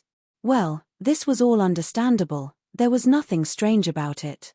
However, the people of China were not as gullible as the people of Japan. They felt that all the credit belonged to Ultraman. They could clearly see that there seemed to be a human in the air, and some people even took a high-magnification professional camera and filmed it in the air. Then, they successfully saw that it was a human waving a long sword in his hand and fighting with a monster. It's a sword immortal. It's our Chinese sword immortal, a god. Seeing this scene, the people of China suddenly screamed excitedly, and these precious video files quickly began to spread on the internet, and finally spread all over the internet of China. I say, brother Jiu Han, you're making me lose face by doing this. You're making me eat your dust.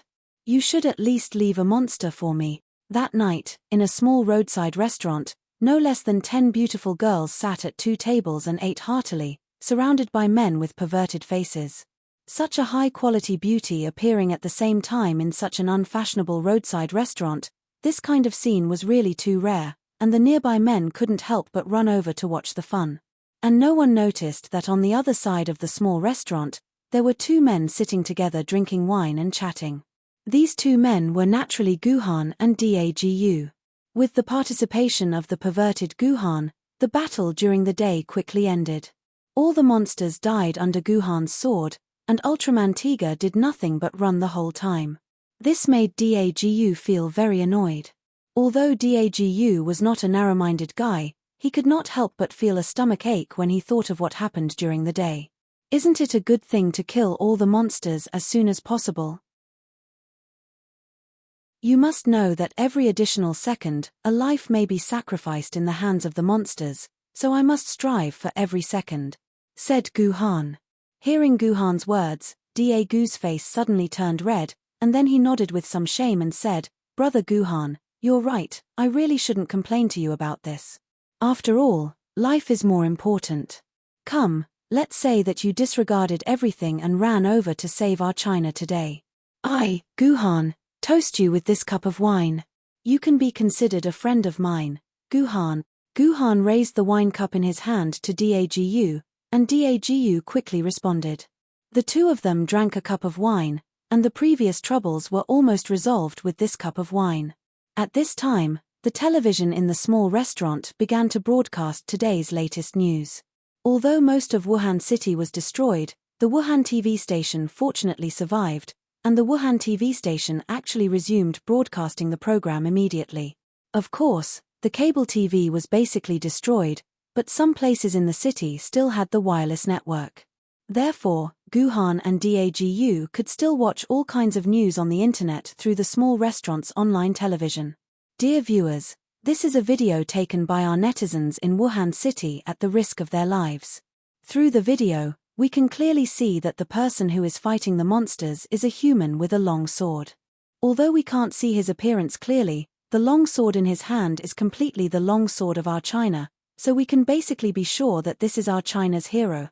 According to the discussion of the netizens on the online forum, everyone agrees that this hero who suddenly appeared is very likely to be our China's legendary sword immortal, a god.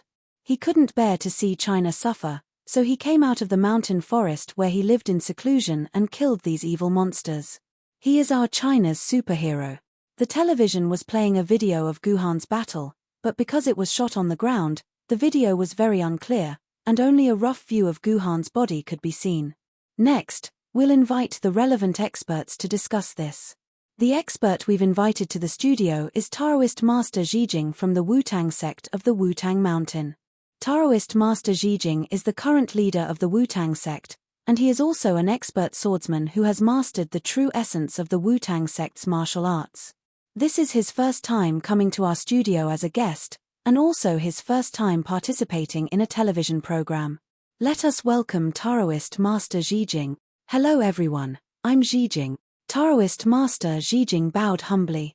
Then, Taoist Master Zhijing, may I ask if you think that the human holding the sword in the video is really from China? Is he really the sword immortal that the netizens are talking about? Yes, This must be the sword immortal, Taoist Master Zhijing said with certainty. Oh. How can you be so sure, Taoist Master Zhijing? The host asked immediately. It's very simple. Although we don't know the appearance of this sword immortal, from the way he holds the sword and the way he uses it, he has already used several sword techniques. He is using the sword techniques of the Wu-Tang sect of the Shongqing Taoism. Therefore, I can say with certainty that this hero is not only a sword immortal, but also a sword immortal of our Wu-Tang sect. Really? The host said with an extremely surprised expression. But if this is a sword immortal from the Wu-Tang sect, then do you recognize this sword immortal's identity? I can roughly guess. Taoist Master Zhijing said while stroking his beard, our Wu-Tang sect has a 6 transformations immortal pill passed down by the Grand Supreme Lord. After taking one, you can become an immortal. Several generations of our patriarchs have become immortals after taking this immortal pill. I can see that the posture of this sword immortal is very similar to the 4th generation patriarch of our Wu-Tang sect, Taoist Master Chongshu. He is an expert who became an immortal during the Jiaqing era of the Great Ming dynasty. I see. The Wu-Tang sect is indeed a famous sect. The host exclaimed. That's right. Our Wu-Tang sect is of course a famous sect. We are truly capable. Unfortunately, we are not as good as those bald monks at lying. So, Taoist Master Zhijing sighed. Really, this Taoist Master Zhijing is simply a liar. He actually said that you are from their Wu-Tang sect, and even said that you are an immortal who became an immortal during the Jiaqing era of the Great Ming dynasty. Isn't this clearly a lie? This is too abominable. I will let our TPC headquarters send your information to the TPC Huaxia branch and tell them the truth, Dagu said with dissatisfaction.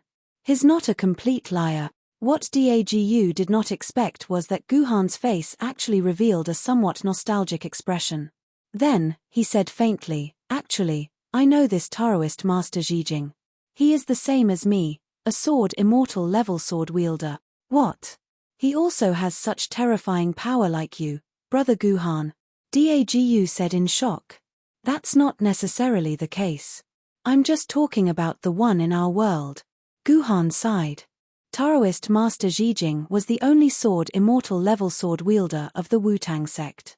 He was the lucky one who survived after taking the 6 transformations elixir. He wielded the sword immortal level sword Maiden true martial sword and protected the Wu-Tang sect for more than 100 years. He was indeed a respectable sword wielder. However, what Guhan did not expect was that there was actually a Taoist Master Zhijing in this dimension. Moreover, his appearance was exactly the same as the Taoist Master Zhijing in his own world. This world was indeed a world separated from the real world. Then, Brother Guhan, your sword technique is also the same as what he said. Dagu asked tentatively. That's right. The 9 swords of mysterious heaven that I learned when I entered the sect is indeed a sword technique belonging to the Wu-Tang sect. In that case, I am indeed a disciple of the Wu-Tang sect. However, my master is Taishang Laojun. He is the same master as the ancestor of the Wu-Tang sect, Zhong Sanfeng. Looking at it this way, the Wu-Tang sect is also considered my martial nephew, Guhan said with a smile. Dagu expressed that he had nothing to say. Next, we will enter the audience's Q&A session. Those who can still go online can send us questions. Our Taoist Master Zhijing will reply to these questions as soon as possible, the host said. Then, all kinds of netizens' questions appeared on the screen. Liar. Big liar. This Taoist is really shameless. He only knows how to put gold on his own face. If he really is a sword immortal, I think it's more accurate to say that he is from the Shushan sect. After all, the Shushan sect specializes in sword. Liar. If you have the ability to show us evidence, then kill a monster for us to see. Who doesn't know how to brag? However, what made the host and Taoist Master Zhijing very embarrassed was that almost all the netizens' comments were insulting Taoist Master Zhijing, saying that Taoist Master Zhijing was lying. However, this was also very normal. Normal people would not believe Taoist Master Zhijing's words without evidence. However, as a result, Taoist Master Zhijing in the studio was very embarrassed. He began to fidget, and his whole body was covered in sweat. Zhuxian, you. Seeing this scene, Guhan's heart moved. He walked to Zhuxian's side, patted Zhuxian's shoulder, and whispered a few words in Zhuxian's ear. No problem, leave such an interesting thing to me. Zhuxian smiled happily, then left the restaurant with the excuse of going to the toilet. He opened up the void in a dimly lit place and disappeared into the void. Brother Guhan, what did you ask Miss Zhuxian to do? Seeing Guhan's actions, Dagu asked curiously. Watch TV. You'll know when you watch TV. Guhan smiled without saying a word. Instead, he pointed at the television in front of him. Dagu followed Guhan's finger and looked over. He was surprised to see that in front of the camera in the studio, a void door had appeared out of thin air. Chapter 1425. Master Zhijing, can you explain the doubts of these netizens? The host pointed at the string of doubts on the webpage. There's nothing to explain. Master Zhijing wiped the sweat off his forehead. I'm telling the truth. There's no need to explain at all. Then can you show us some evidence to prove your words? The host asked again. He really did not know whose side this host was on. I don't have any evidence, but I'm telling the truth. Master Zhijing insisted. Then, the webpage began to flood with comments, all of which were insulting Master Zhijing for talking nonsense. More and more beads of sweat appeared on Master Zhijing's forehead. Finally, he stood up from his chair and said, I don't think I should be here. I'll leave now. Hee. The host laughed dryly. He had no intention of stopping Master Zhijing at all. It was only then that Master Zhijing realized that he came here specifically to be a joke. Therefore, when Daoist Master Zhijing was about to leave the embarrassing recording studio, a hole suddenly appeared out of thin air in the middle of the recording studio under the gaze of all the audience and the host. It was the Void Gate. Ah, monster. The host was frightened on the spot. He immediately shrank under the table in front of the camera. At the same time, the sound of hurried and messy footsteps could be clearly heard coming from the entire studio through the radio equipment. It was obvious that all the staff in the studio were frightened and were preparing to escape in a panic. Who are you? Don't you dare behave atrociously in front of the Wu-Tang clan. On the contrary, Master Zhijing was very calm. She drew a long sword from her back and said to the Void Gate. Not bad. Are you the disciple of my master's senior brother? A clear, loud, and pleasant female voice came from the Void Gate. It even sounded a little joking. Who are you? Are you a senior of the Wu-Tang clan? Master Zhijing asked nervously. I'm not your senior. I'm just a sword. Just as Celestial Master Zhijing was baffled by this answer, a sword really flew out of the Void Gate and hovered quietly in the studio. It really is a sword. The host saw that the other party didn't seem to have any malicious intentions, so he finally suppressed his fear and crawled back from under the table. The staff who had just fled also came back one after another. All right, let me confirm with you again. Are you really the sect leader of the Wudang Sword faction? The sword asked again. That's right, I'm the current Wudang sect leader. Celestial Master Zhijing said calmly. Do you have any proof? The sword asked again. Of course, I have the True Force sword as proof, Heavenly Master Zhijing said as she held the silvery white longsword in her hand. She originally believed that the sword in Heavenly Master Zhijing's hand was the immortal sword, Sword Lady True Martial Sword. Then I didn't find the wrong person. As soon as the longsword's voice fell, under the watchful eyes of everyone in the studio, as well as the countless viewers outside the camera, it was directly liberated and turned into a delicate and pretty girl. Human. He had become a human. Oh my God. The sword has turned into a person. The host let out a strange cry and retreated back under the table. I'm not a human, I'm a sword lady, Celestial Exterminating Sword said with dissatisfaction. He then took out a book from his bosom and threw it in front of Celestial Master Zhijing.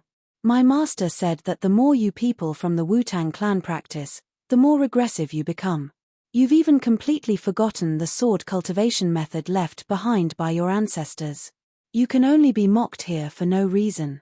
So, he asked me to give you this 9 swords of mysterious heaven so that you can practice diligently according to this sword technique and strive to become immortals as soon as possible, so that my master won't have to take action again and waste his cultivation time. After saying that according to Guhan's script, the immortal extinguished sword returned to its sword form and opened the void gate at the same time. Just as it was about to return to Guhan's side, Celestial Master Ji Jing suddenly shouted excitedly, "May I ask, Great Ancestor, are you Grandmaster Guhan's immortal sword?" Whether it was the immortal extinguished sword in the studio or Guhan in front of the TV, they were instantly stunned when they heard that. Guhan never thought that in this world, someone who had never seen him before could actually call out his name. It was too strange. Immortal extinguished sword, ask him what he wants to say. Guhan immediately ordered the immortal extinguished sword through the sword mark. That's right, my master is Guhan. Do you have anything to say to him? The immortal extinguished sword asked. It's like this. Our Grandmaster left behind a message when he ascended.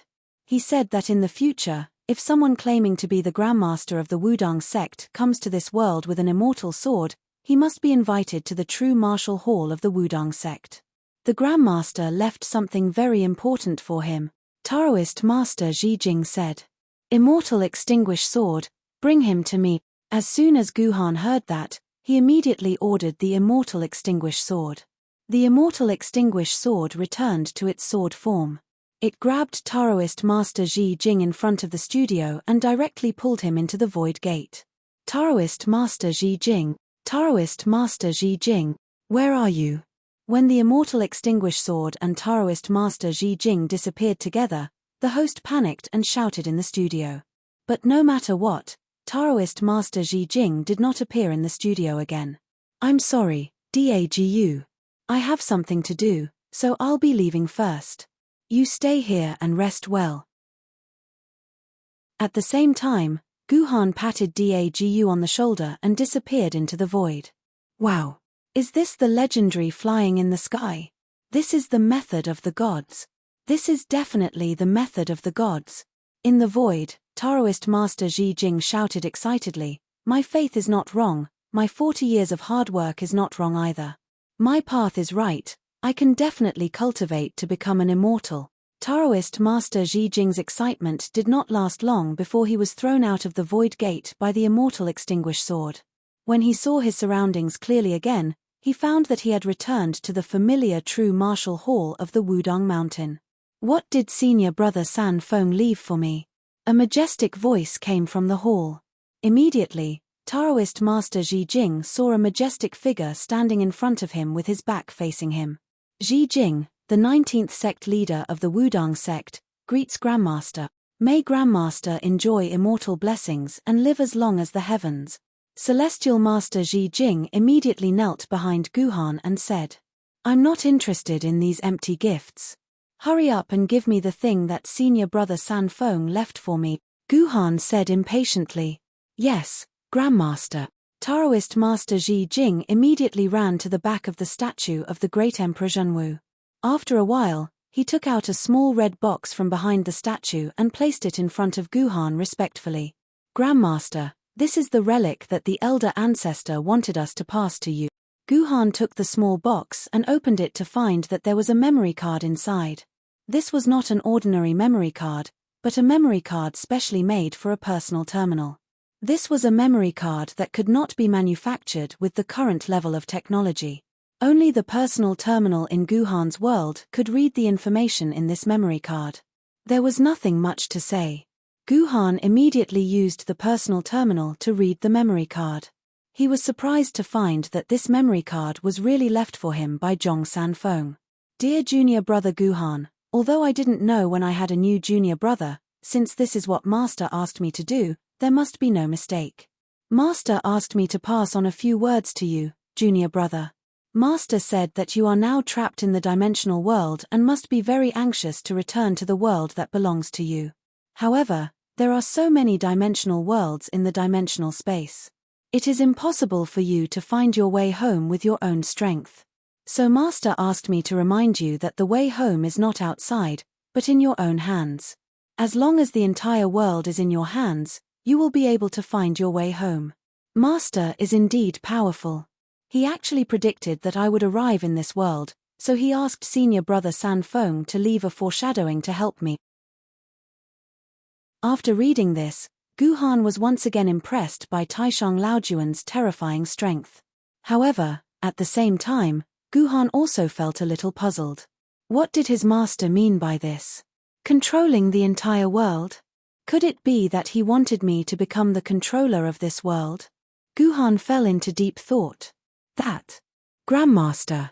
Since you are here, I have a small request. Can you teach me a little bit of the cultivation method so that I can also become an immortal? Seeing that Guhan was deep in thought, Taoist Master Zhijing said humbly. What? Hearing Taoist Master Zhijing's words, Guhan lowered his head. His sharp gaze almost scared Taoist Master Zhijing to the point of fainting. You are wrong. I won't dare to do it again. I don't dare to trouble Grandmaster. I will definitely become an immortal through my own hard work. Taoist Master Zhijing was scared half to death. He thought that he had angered Guhan, so he immediately kowtowed and apologized. No, your suggestion is very good. Then I will fulfill your wish. Guhan revealed a smile that made Taoist Master Zhijing feel extremely terrified. The next day, Dagu did not wait for Guhan to return, so he took a plane back to Japan. Because of the amazing performance in the studio that night, the Wu-Tang faction instantly became the focus of attention of the people. From the next morning, countless people who watched the live broadcast ran to the foot of the Wu-Tang mountain, wanting to join the sect and become a disciple. After all, there were still many people who wanted to become immortals in this day and age. As a result, the Wu-Tang faction opened their doors the next day and announced that they would promote the cultivation method left behind by the Grandmaster and lead the people of Huaxia to become immortal. As a result, the whole of Huaxia was in an uproar. Chapter 1426. On the third day after the opening of the Wu-Tang sect, the first batch of people who were accepted as disciples returned to their homes and began to tell their families about their amazing experiences in the sect. They all said that after they joined the Wu-Tang sect, they were taken to the Zhenwu Hall by the Taoist priests of the sect. The huge statue in the Zhenwu Hall actually moved and touched its head with its golden hand. It was said that this was the legendary enlightenment. After being enlightened by the Zhenwu statue, everyone suddenly felt refreshed and energetic. All the discomfort they usually experienced also disappeared, and their minds became extremely clear, as if they had been reborn. They also obtained a book called Shentian's Secret Record from the Taoist priests of the Wu-Tang sect, which talked about ways to cultivate spiritual ether. After following the instructions in the book, they actually felt a magical power in their bodies that could constantly flow through their bodies. This was the legendary spiritual ether. Most people did not believe such rumors, thinking that it was probably a trick or a scam created by the Wu-Tang sect to trick them into spending money. However, there were always some fools who believed such rumors. As such, they also flew to the Wu-Tang sect, hoping to join the sect and become its disciples. As a result, they also successfully experienced the magic that their predecessors had talked about. As word of mouth spread, more and more people decided to go to the Wu-Tang sect to be apprentices. When this trend reached its peak, 100 cancer patients went to Wu-Tang Mountain at the same time to be apprenticed to a master. These cancer patients were all in the late stages of severe cancer, and not all of them were dying. Among them, there was no lack of famous national treasure celebrities. Anyway, in order to survive, they wanted to try all the possibilities. Moreover, Wu-Tang sect was one of the major sects of Chinese Taoism, so they could at least give it a try. Then, the 100 cancer patients came down from the Wu-Tang Mountain the next day, and at the same time became the most loyal disciples of the Wu-Tang sect. Every day, they began to tell the people around them how magical the Wu-Tang sect was. They said that Zhenwu Great Emperor was a real god, and that there were gods everywhere in the Wu-Tang sect. Because the cancer condition of the National Treasure Superstar was a fact that everyone in the Celestial Empire knew, when the National Treasure Superstar personally proved to everyone that his cancer had been cured, the whole Celestial Empire was boiling. At the very least, those terminally ill patients began to rush to Wu-Tang Mountain frantically, hoping to use the power of Wutang Mountain to recover themselves. After they were demobilized and returned home, they once again influenced their neighbors to believe that they were telling the truth. The Wutang clan really did have magic that could help one become an immortal. So every day, hundreds of thousands of people waited at the foot of the Wutang Mountain, hoping to become a disciple of the Wutang Mountain. Such a major change naturally caused some people to worry. The government was afraid that it would turn into another cult, so they began a special operation against the Wutang sect. It was said that at that time, hundreds of helicopters landed on the Wutang Mountain at the same time, and thousands of armed policemen entered the mountain and took away Taoist Master Jing and 2 or 3 women. After that, these armed policemen were stationed at the mountain for about a week. The whole country was watching the Wutang sect, wanting to see if the Wutang sect could survive this time. As a result, after the week was over, all the armed policemen withdrew from the mountain, and Taoist Master Jing and the others also returned to the mountain. The crisis of the Wutang Mountain seemed to have been resolved just like that. In other words, the Wutang sect ushered in the most magnificent development in hundreds of years. With the endorsement of the Celestial Empire, the people of the Celestial Empire finally completely believed in the authenticity of the Wutang sect and the cultivation of immortals. The entire Wutang sect instantly became the holy land of the Celestial Empire. The Wutang sect began to flourish. In the end, it took 5 years for almost all the people of the Celestial Empire to become disciples of the Wutang sect. What was even more terrifying was that almost everyone could fly in the sky and dig into the ground, possessing power beyond that of ordinary people. At this time, the power of the Celestial Empire had finally gathered. The power that had been accumulated for a long time began to liberate the surrounding Celestial Empire. Soon, the whole of Asia was in the hands of the Celestial Empire, followed closely by Europe. Even the powerful United States had succumbed to the power of the Celestial Empire. In the end, only the small Japan was still struggling. Of course, they were able to struggle not because of their ability, but because someone deliberately left them until the end. The last battle began. The Celestial Empire carried the power of the whole world and attacked Fusang like Mount Tai.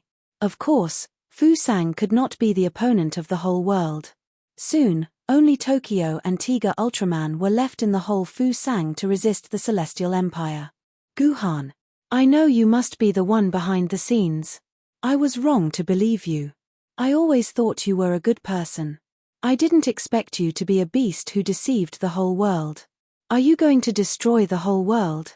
Ultraman Tiga shouted loudly in the face of the siege of thousands of airplanes at the same time. Guhan, if you still remember me as a friend, then come out and tell me, why are you doing this? Sorry, I just want to go home. Following Ultraman Tiga's shout, Guhan's body slowly emerged from the air and looked at Ultraman Tiga apologetically. What do you mean? You just want to go home, why do you want to harm the world? Ultraman Tiga said angrily. I didn't harm the world. Guhan shook his head in the air and said, you can see that with my efforts, the whole Earth has agreed. From now on, there will be no more racial and government barriers in the world, and there will be no more wars. All humans will live under the leadership of the same government, and everyone can live a happy life from now on. Am I not doing this for their own good? Ultraman Tiga froze for a moment, then shouted, you're talking nonsense. You launched a war against the whole world, countless people died under your war, and you have the face to say that you are doing this for the sake of humanity. How many people have died in your hand? If you have to count, it's about 1,000 people. Guhan said lightly, originally, my magic was very successful, and it can automatically make all humans give up resistance, but I didn't expect that there would be some accidental injuries, such as accidentally falling from a building and dying. I can't control it. You. Ultraman Tiga's face stiffened, he seemed to not know what to say. Oh, that's right, in fact, the most casualties were during the attack on Japan. Originally, my plan was to only have 100 people, but because of your stubborn resistance, your light ray swept through several shelters, causing a total of more than 50,000 people to die in those shelters. I really didn't expect this number of casualties, I apologize. Guhan said apologetically. Ultraman Tiga knelt on the ground, he could not accept such an outcome. Why? Why did you do such a thing? I know you didn't do it for fame, nor for profit. Why did you do it? Ultraman Tiger changed back to the appearance of Dagu and asked Guhan. I said, I did it to go home. Guhan sighed. The reason why Guhan did this was very simple. It was indeed to go home. When he got the hint left by Taishang Laojun that he could find the way back by controlling a world, after thinking about it, Guhan thought that he actually had to become the king of controlling a world. Therefore, Guhan began to use the power of the Wu-Tang clan and his own hands. In this way, he finally controlled the entire Celestial Empire, and then through the Celestial Empire to control the entire world, becoming the king in the dark. Of course, it was not easy to achieve this process. The most important thing was how to control everyone 100%, so that they would be loyal to him and become a part of the world he controlled. So, Guhan thought of his own consciousness fragment. He implanted a piece of his consciousness fragment into the human brain through the method of enlightenment, but it was different from when he saved Yi Qing. In order to save Yi Qing, Guhan simply transformed his own consciousness fragment into soul energy to strengthen Yi Qing's soul. This was a selfless way of giving himself, and it would not do any harm to Yi Qing. But this time it was different. Guhan used his own consciousness fragment to control humans, so that humans could absorb his consciousness fragment to have superpowers. At the same time, Guhan could also use his own consciousness fragment to influence and control these humans. This was the reason why Guhan was able to quickly become the king of the entire world. In order to control billions of people in the world, Guhan had to split his consciousness fragment several times again. Now, Guhan's consciousness fragment had reached 12.8 billion, enough to control the entire world before he completely took control of the world. However, Guhan, who controlled the world in this way, had undoubtedly become a demon. He had actually become the big boss in various novels and games, the most evil power. Well, if this is the way you have to go home, then you can control me too. Dagu sighed. Thank you. Guhan nodded and injected the last piece of consciousness fragment into Dagu's brain. At this moment, the entire world's humans were under Guhan's control. Guhan closed his eyes and prepared for the moment when he would go home. However, as time passed, the entire world did not have the slightest change. What's going on? Could it be that I was wrong? Guhan opened his eyes with some irritation. Suddenly, a dimensional rift began to appear in the entire world, and on the other side of the dimensional rift, a brand new Earth was faintly visible. Great, I finally succeeded. I'm back. Ji Han shouted and rushed back into the dimensional rift with his sword ladies. However, the moment he returned, Ji Han withdrew all the consciousness fragments that he had implanted into the humans' bodies. It was considered that he had given the humans of this world their freedom. Could this be Guhan's way home? But why do I look exactly the same as those things that took my brothers away? My brothers went missing after entering such a rift. Dagu pondered as he looked at the shrinking dimensional rift in the sky. No, I can't let my brothers fall into that world. I have to rescue them. Dagu shouted softly and transformed back into Ultraman Tiger. He followed closely behind Guhan and rushed into the dimensional rift. Chapter 1427. I'm finally back. Guhan breathed in the familiar air with dimensional energy and said with satisfaction. Just by relying on the familiar air, Guhan could almost confirm that he had returned to the real world. The familiar mottled city ruins once again proved Guhan's guess that he had indeed returned to the real world. I just don't know what time it is in the current world. Has Swallow Capital City perished? Has the human world perished? Guhan looked at this world with a deep gaze. The moment he returned to the real world, he reactivated his personal terminal. However, Guhan's current location was in Southeast Asia. The humans there had long been completely wiped out. At the same time, it was also an area that human signals had never covered. It was impossible to receive quantum signals in this area, and it was also impossible to obtain the latest human news through the personal terminal. If Guhan wanted to obtain accurate information, he would have to travel through the void for at least a few hours. I'll hit. Just as Guhan was worrying about the current state of the world, a truck-like fist smashed toward the back of Guhan's head. Of course, Guhan would not be hit so easily. He nimbly turned around and dodged the fist. Then, he kicked the person who had suddenly sneaked up on him and sent him flying. Dagu, you're here too. When Guhan clearly saw the person who had attacked him, he unexpectedly discovered that it was actually the Ultraman Dagu from that world, Tiga. It seemed like Dagu had followed Guhan to this world through the dimensional rift.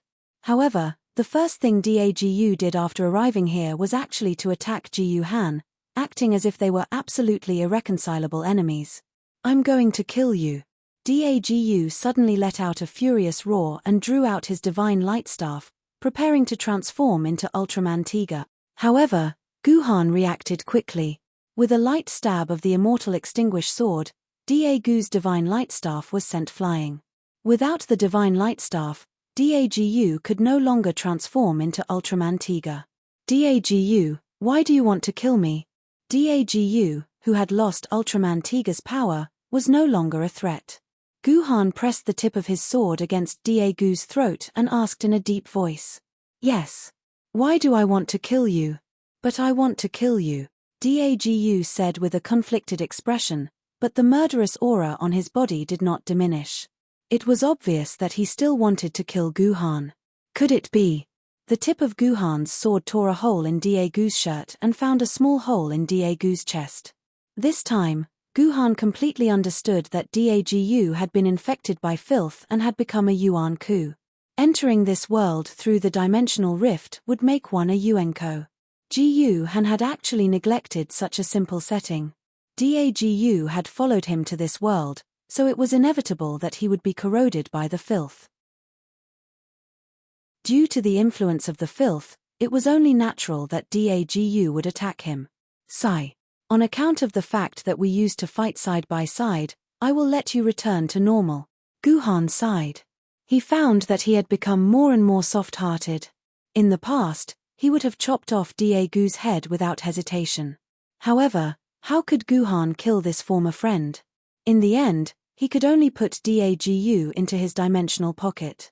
He planned to send Dagu to the free cities in the future so that they could remove the filth from Dagu's body. At the same time, he would let Dagu reunite with his Ultraman brethren. However, Guhan still had doubts in his heart. Based on Dagu's appearance, it was almost inevitable that the filth would infect Yuan-ku. Moreover, he was born with a murderous intent toward humans. But why were Li Bai and Yuan-ku in the seamless corridor different?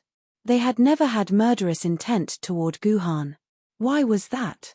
Putting this problem aside for the time being, Guhan began to walk in the direction of Huaxia.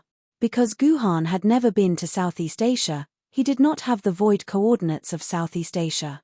If he wanted to quickly return to Yuzhang City through the void, he would accidentally take the wrong path. When that happened, the gains would not make up for the losses. It was better to fly directly by land. Anyway, with Guhan's current speed, it would only take him about 10 hours to reach Yuzhang City from Southeast Asia. This is Southeast Asia.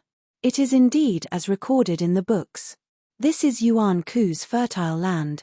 Looking down from the sky, Guhan could see Yuan-ku active on the ground almost every minute and second. Occasionally, there would be an ignorant Yuan-ku attacking Guhan from the sky. Of course, these Yuan-ku were all sent back to their own worlds by Guhan without exception. This was to be expected. Unlike Huaxia, Southeast Asia did not have two base cities guarding it. At the same time, there were also a large number of swordbearers cleaning up Yuan-ku on the ground in Huaxia day after day. Therefore, there were relatively few Yuan-ku in Huaxia. But Southeast Asia was different. Humans did not have the extra power to sweep through this area. Therefore, as time passed, more and more Yuan-ku were gathered here, and they became everywhere. Guhan continued to fly forward. When he estimated that he had reached the border of Laos, this fierce battle attracted Guhan's attention. Guhan noticed that on one side of the battle was a human swordbearer and an ordinary-looking girl. On the other side were 3 inferno hounds. An ancient sword rank little guy. Not bad. He is fighting the 3 inferno hounds quite well. Guhan could not help but praise the opponent as he watched the battle from the sky. Although the Inferno Hound was only a tiger rank Yuan Ku, its greatest ability was to spit a few fireballs from its mouth. However, they had the advantage in numbers. An ancient sword rank swordbearer being able to fight 3 Inferno Hounds at the same time was already a good result. Moreover, he had to take care of an ordinary person at the same time. However, he was only doing slightly better. The Inferno Hounds had the advantage in numbers. As time passed, the unlucky swordbearer gradually fell into a disadvantageous position. If no one else came to his rescue, he and the ordinary person behind him would definitely die at the hands of the Inferno Hounds. "Big brother, are you okay?" A frightened little girl asked her brother, who was fighting in front of her. "It's okay, Jo-er. I will protect you even if I die," the boy said firmly. But when he said this, the poor little girl cried even harder. But what the boy said was true. He was already at the end of his rope. His personal shield had less than 20% energy left. At most, he could hold on for another 5 minutes. Then, he would die at the hands of the 3 Inferno Hounds. "Even if I die, I will protect my little sister. You bastards, take my splendor of life," the boy roared in his heart. He was ready to use the forbidden skill of the splendor sword in his hand, Splendor of Life. This was a skill that would take the enemy down with him. It consumed 80% of the energy of the Sword Maiden's personal shield to explode with a powerful area of effect attack, dealing damage equivalent to that of a treasured sword. Right now, the Inferno Hounds were also at the end of their rope. If they were hit by Splendor of Life, they would definitely die. However, the prerequisite for using Splendor of Life was that the personal shield had 80% of its energy. If the personal shield did not have enough energy, forcefully using Splendor would drain the swordbearer's life force. Therefore, this was a skill that would take the enemy down with him.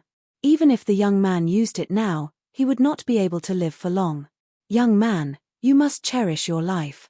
Just as the young man was about to put his life on the line, a calm voice came from the sky. Then, the young man saw a flash of sword light, and the powerful Inferno Hounds turned into corpses. A dimensional vortex slowly appeared and took their corpses away. "Thank you, Senior, for saving me. I, Jiang Wu, am extremely grateful to you." The young man called Jiang Wu immediately realized that a high-grade swordbearer had saved him. He quickly knelt on the ground and expressed his gratitude. "It's no problem. Sword-bearers should help each other. Moreover, you are my junior, so I should help you." Guhan slowly floated down from the sky as he spoke. "Thank you, Senior. Thank you, Senior. I, Jiang Wu, will never forget Senior's great kindness." Jiang Wu respectfully kowtowed to Guhan 3 times. "Good child." Ji Yuhan stretched out his hand, wanting to help the child up.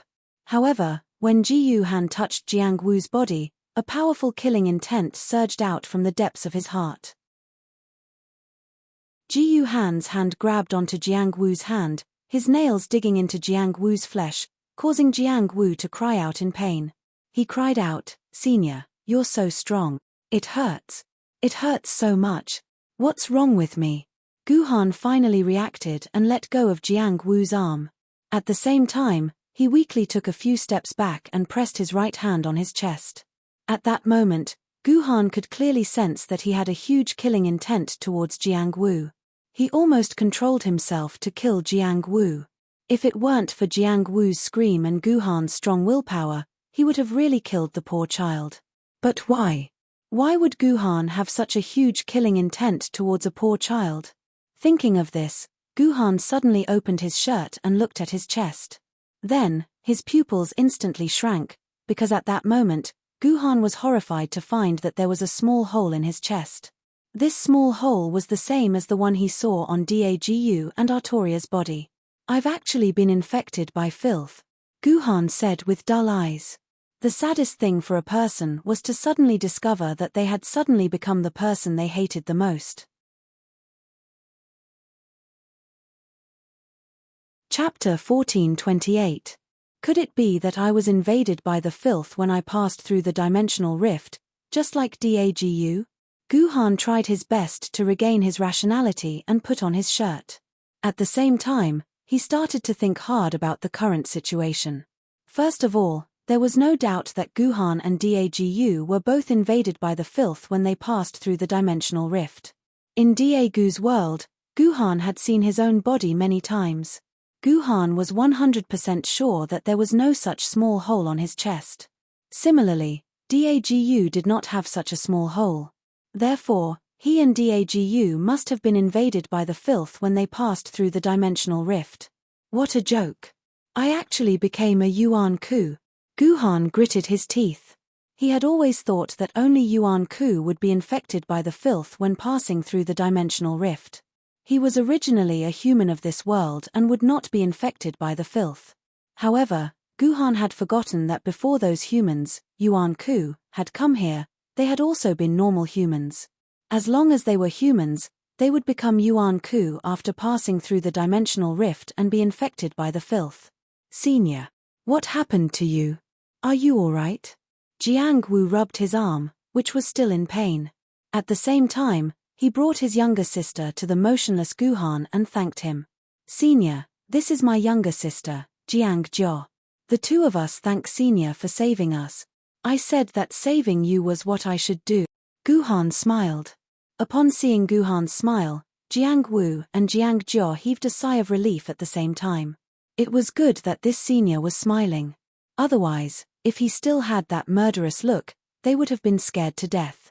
Jiang Wu and Jiang Jia did not know how strong Guhan's desire to kill was. Waves of thoughts of killing these two humans were constantly washing through Guhan's brain. If Guhan had not been suffering from an even greater torture due to his split consciousness, Guhan might have already started a massacre. No wonder Yuan Ku became like this after being infected by the filth. It turns out that they are suffering from such a huge spiritual infection. Even I can barely resist it. Ordinary Yuan Ku would definitely not be able to resist it, Guhan said in his heart. He finally understood how Yuan Ku felt when he was infected by the filth. Only Guhan, who had been suffering from the pain of the split consciousness for a long time, could barely resist the filth's influence. Otherwise, even the primordial Yuan Ku would not be able to resist it. If they could resist it, they would not have become Yuan Ku. Where are you from? Why did you appear in this dangerous place? Guhan tried his best to calm down as he endured the filth's influence. We are all Londoners. My sister and I fled to Yuzhang City. We heard that although there are many Yuan Ku on this route in Southeast Asia, there are no U-level Yuan Ku, so it is very safe, the young man said with his head lowered. Tears began to flow uncontrollably from his eyes. In the end, although our team did not encounter any high-level Yuan Ku, there were too many low-level Yuan Ku in Southeast Asia. Our team could not resist them at all. When we finally advanced to Laos, we were finally defeated. I tried my best to protect my sister as we fled, and in a daze, we ended up here. If it weren't for my good attitude and the fact that we met Senior, my sister and I would have died. You are Londoners. Guhan's heart sank. Why would Londoners come all the way to Yuzhang City? Senior, you don't know? Jiang Wu was also shocked by Guhan's words. I was trapped in the seamless corridor, and I only left it recently. I think it has been a few decades. I'm not too sure. Guhan said hesitantly. In terms of physiological age, Guhan actually did not experience any physiological growth in the seamless corridor. However, in the dimensional space, Guhan had lived for nearly 7 years, so Guhan was almost 30 years old. He could be considered middle-aged. But because he was not sure of the time, Guhan could only try to make the time as vague as possible so that there would be room for explanation. Seamless corridor? I've heard of that place. Isn't that the forbidden zone of the Martyr's Palace? Jiang Wu was shocked. The seamless corridor was a place that no one had ever escaped from before, but this sword wielder had actually escaped from it. Jiang Wu stared at the human in front of him. He stared at the human's face, and in the end, it gradually merged with the face in his memory. Then, he covered his mouth and shouted in surprise, Senior, Senior, Senior, are you Sword Immortal Shihua's master, the Hongjun Sword Immortal Guhan who has been missing for 20 years? So I've been missing for 20 years. Guhan let out a long sigh. He now finally knew how long he had been lost in the real world. It had been 20 years, but it all seemed like it had happened yesterday. How do you know me? I think you're not even 20 years old. Guhan looked at Jiang Wu and asked curiously. This. When Sword Immortal Shihua was the chairman of the Sword Union, she often told us stories about you. In addition, Long Shijendi has said more than once that if you were still alive, you would probably be the strongest person in the world. And when you were a spirit sword level sword wielder, the video of you in our London station was often replayed on TV. Most importantly, you're Her Majesty the Ocean Emperor, and the Dragon Clan of the Four Seas has often helped us over the years, so your picture often appears on TV and the internet. Naturally, I recognized you. But you're a little different from the picture. You look much younger in the picture, and I was too panicked just now, so I didn't recognize you, senior.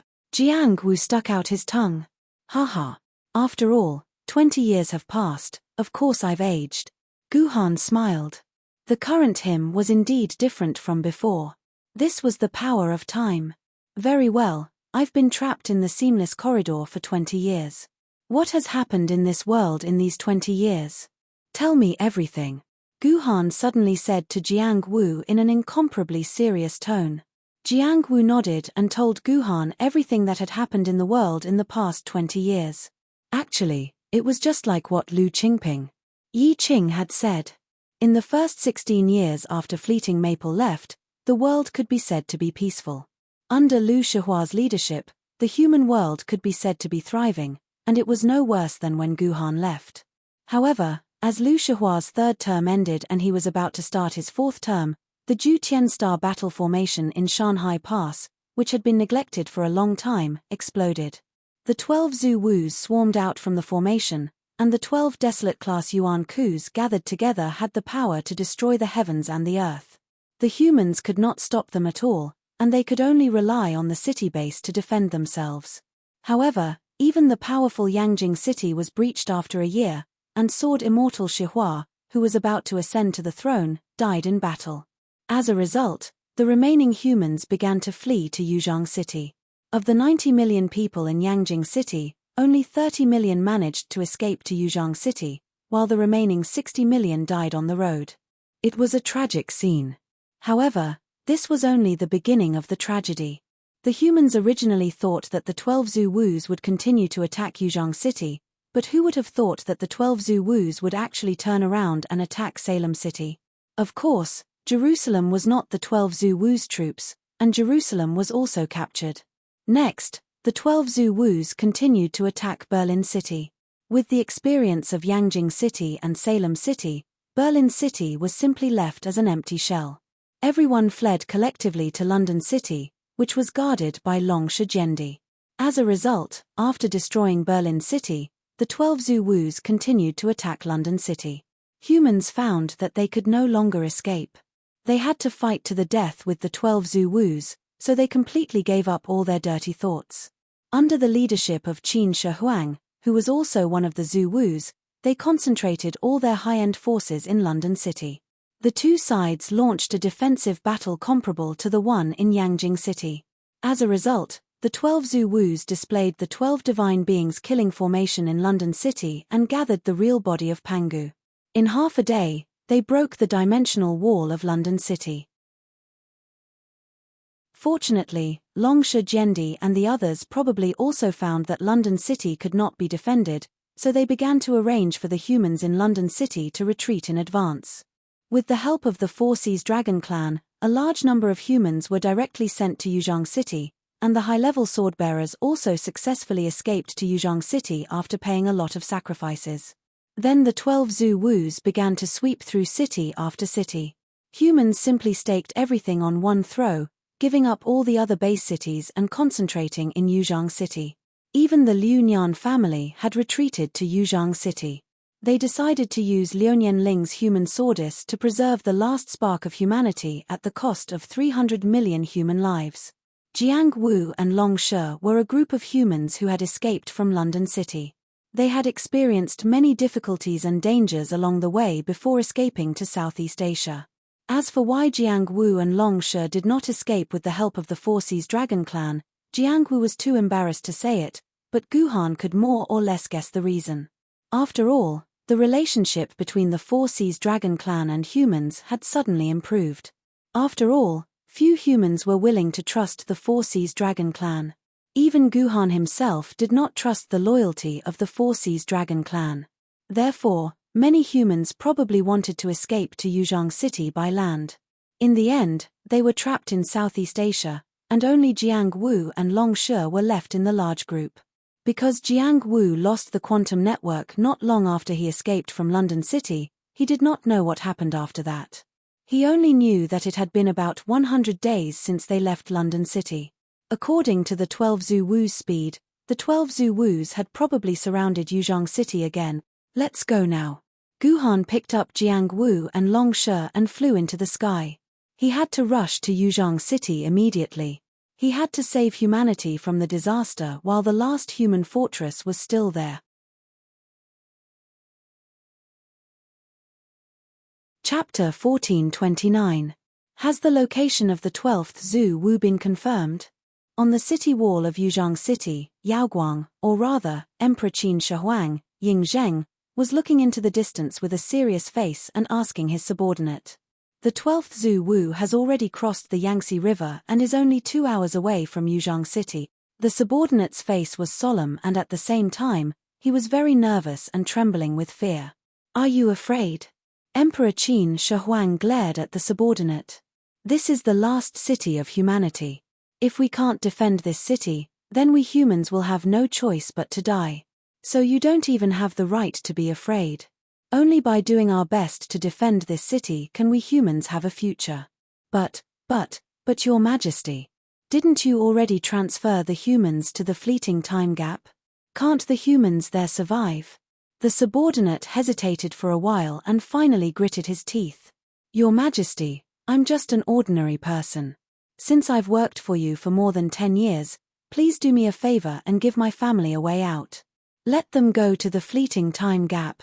The fleeting time gap that the subordinate mentioned referred to the dimensional gap that Kanzu led 300,000 humans to hide in after the old Yangjing city was breached. Later on, the gap was named the fleeting time gap. Although they had decided to fight the 12th Zhu Wu in Yuzhong City, it was obvious that they could not place their last hope there. So, they had already transferred 1 million people to the fleeting time gap. Once Yuzhong City was destroyed, the humans in the fleeting time gap would be their last chance. They might have to hide in that gap for more than 10, even decades, or even hundreds of years until a strong person like Kanzu was born. Only then would they be able to lead the humans to fight again. Before that, the only thing they could do was to endure. Of course, the people who were transferred to the fleeting time gap were the relatives of the swordbearers. Only a few ordinary people had this precious opportunity. After all, the swordbearers were the capital of mankind. If they wanted the swordbearers to fight with their lives on the line, they had to be free of worries. However, not all the relatives of the swordbearers could enter the fleeting time gap. Only immediate family members within 3 generations had the right to do so. Other than that, they had to stay in Yuzhong City. This subordinate of Ying Zheng was just an ordinary man, and that was why he was begging Ying Zheng, hoping that Ying Zheng could allow his family to seek refuge in the fleeting time rift. Yuzhong City is also very safe. Ying Zheng looked at his subordinate and said calmly, "Be it me, all the immortal sword-bearers, or the 2 Jendi, they will do their best to protect this city. Yuzhong City will definitely be protected. There is no need for your family to go to the fleeting time crevice. Sir, don't lie to me. Even if Yuzhong City can be defended in the end, so what? There are 300 million people in Yuzhong City now, and many of them don't even have food to eat. My mother has not eaten for a day and a night. Sir, please do me a favor. For the sake of my years of service to you, please let my parents live." The subordinate said tearfully. When the remaining 300 million people in the 8 base cities were squeezed into one city, one could imagine the terrible situation of Yuzhong City, which was originally designed to accommodate only 40 million people. At this time, even the underground shelter of Yuzhong City was full of people. Every place was overcrowded, and the streets were full of people. There was almost no place to stand. What was worse than the accommodation was the food situation. Under normal circumstances, Yuzhong City only prepared enough food for the people of Yuzhong City for 10 years. This was already a very good food reserve. But the problem was that the food in Yuzhong City was actually prepared for 40 million people. When 300 million people were squeezed into Yuzhong City, the number of mouths needed to eat increased tenfold. As a result, the food that could last for 10 years was now stretched thin after 2 years. Now, Yuzhong City was in a state of limited food supply. According to the subordinates' understanding, the remaining food could at most last for 3 months. After 3 months, Yuzhong City would fall into a crisis of food shortage. This was an absolute secret. At the same time, the subordinate also knew that a large amount of food was actually stored in the fleeting time crevice. Considering that the fleeting time crevice might last for hundreds of years, and the small amount of land in the fleeting time crevice was obviously not enough to grow food for 1 million people, Ying Zheng stored all the food collected from the other bases in the fleeting time crevice. This way, the fleeting time crevice would not have to worry about food for at least the next 200 years. Therefore, the subordinate knew very well that Ying Zheng had actually given up on the 400 million people in Yuzhong City. What he was thinking now was to protect the 1 million people in the fleeting time crevice. So if his parents stayed in Yuzhong City, they would definitely die. Only by entering the fleeting time crevice would they have a chance of survival. Alas, since you've been working for me for so long, I can promise you that I'll let your child enter the fleeting time rift. Are you satisfied now? Ying Zheng sighed. But Your Excellency, you know my situation. I'm not even married. How can I have children? I only ask that my parents can enter the fleeting time crevice. Please, Your Majesty, give my parents a chance to live. The subordinate pleaded. Impossible. The future belongs to the young. Let the old be sacrificed. Ying Zheng said lightly. What do you mean? Your Majesty, what do you mean by this? The subordinate didn't understand and asked with a sense of loss. Why do you have to make me tell you the truth? Ying Zheng patted the subordinate on the shoulder and said, Your parents are at least 60 years old now. How many years do they have left to live? They can't even give birth to children now. What else can they do in the fleeting time crevice other than waste food? Therefore, the fleeting time crevice only welcomes residents under the age of 40 who can carry on the family line and give birth to future generations. Old people like your parents, who are over 60 years old, have sacrificed themselves for the future of mankind. Mankind will remember their sacrifice. Ying Zheng said with a smile. How could it be like this? It shouldn't be like this. My parents have also dedicated their lives to mankind. They should live. You can't do this. The subordinate wanted to say something more, but the next second, his eyes widened. His head flew up and landed on the city wall of Yuzhong City, splashing blood all over the ground. I'm sorry, but it's impossible for you to work for me wholeheartedly. You'd better go now, so you don't have to suffer the pain of dying in the hands of Yuenko, Ying Zheng said while wiping the sword in his hand. Your sword is really decisive. Your subordinate, who has been following you for 18 years, killed you without any hesitation. You are indeed the Iron King. A figure walked out from the shadow of the city wall. It was a mature woman. At first glance, the woman looked familiar, but after a closer look, it was Liuan Ling. However, compared to Liuan Ling 20 years ago, the current Liuan Ling had completely matured. She was no longer the little girl who had not grown up yet. She had a cold aura all over her body. As I said, he can no longer work for me wholeheartedly. Also, I won't hide the fact that I killed him. I will let the media and reporters publicize this matter. This will suppress the chaos in Yuzhong City, lest some people try to escape into the fleeting time crevice. I killed my subordinate who has been following me for 18 years. I don't think they will have any reason to say that I am biased. Ying Zheng said with a smile. As expected of the Qin Shi Huang who unified the world, his mind was much more vicious than Gu Han's. You are a beast. Liuan Ling said through gritted teeth. Yes, I am a beast, but only beasts can save humans now, right? If it wasn't for my iron blood suppression, do you think Yuzhong City would still be so peaceful? If your seemingly cold but actually soft-hearted Guhan ruled Yuzhang City, I'm afraid the whole city would be turned upside down, Ying Zheng said disdainfully. You don't deserve to mention his name. Liuyan Ling was even angrier. Whether I deserve it or not is not up to you to say, it is up to the humans in this world.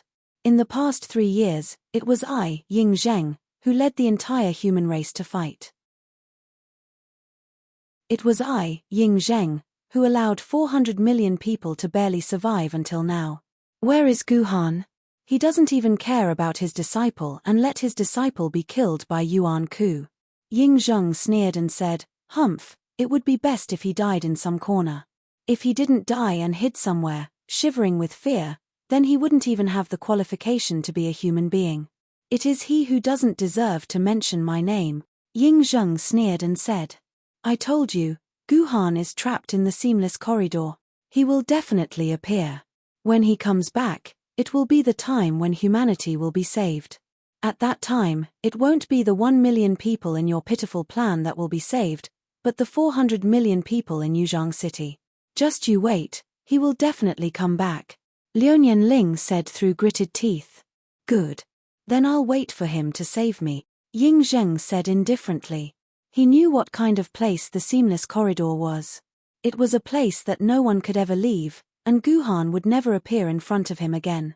By the way, have you considered the matter I mentioned to you last month? It's time to give me an answer. Ying Zheng suddenly changed the topic. You're delusional. Liuyan Ling spat on the ground. I, Liuyan Ling, will never marry you. You'd better give up on that thought.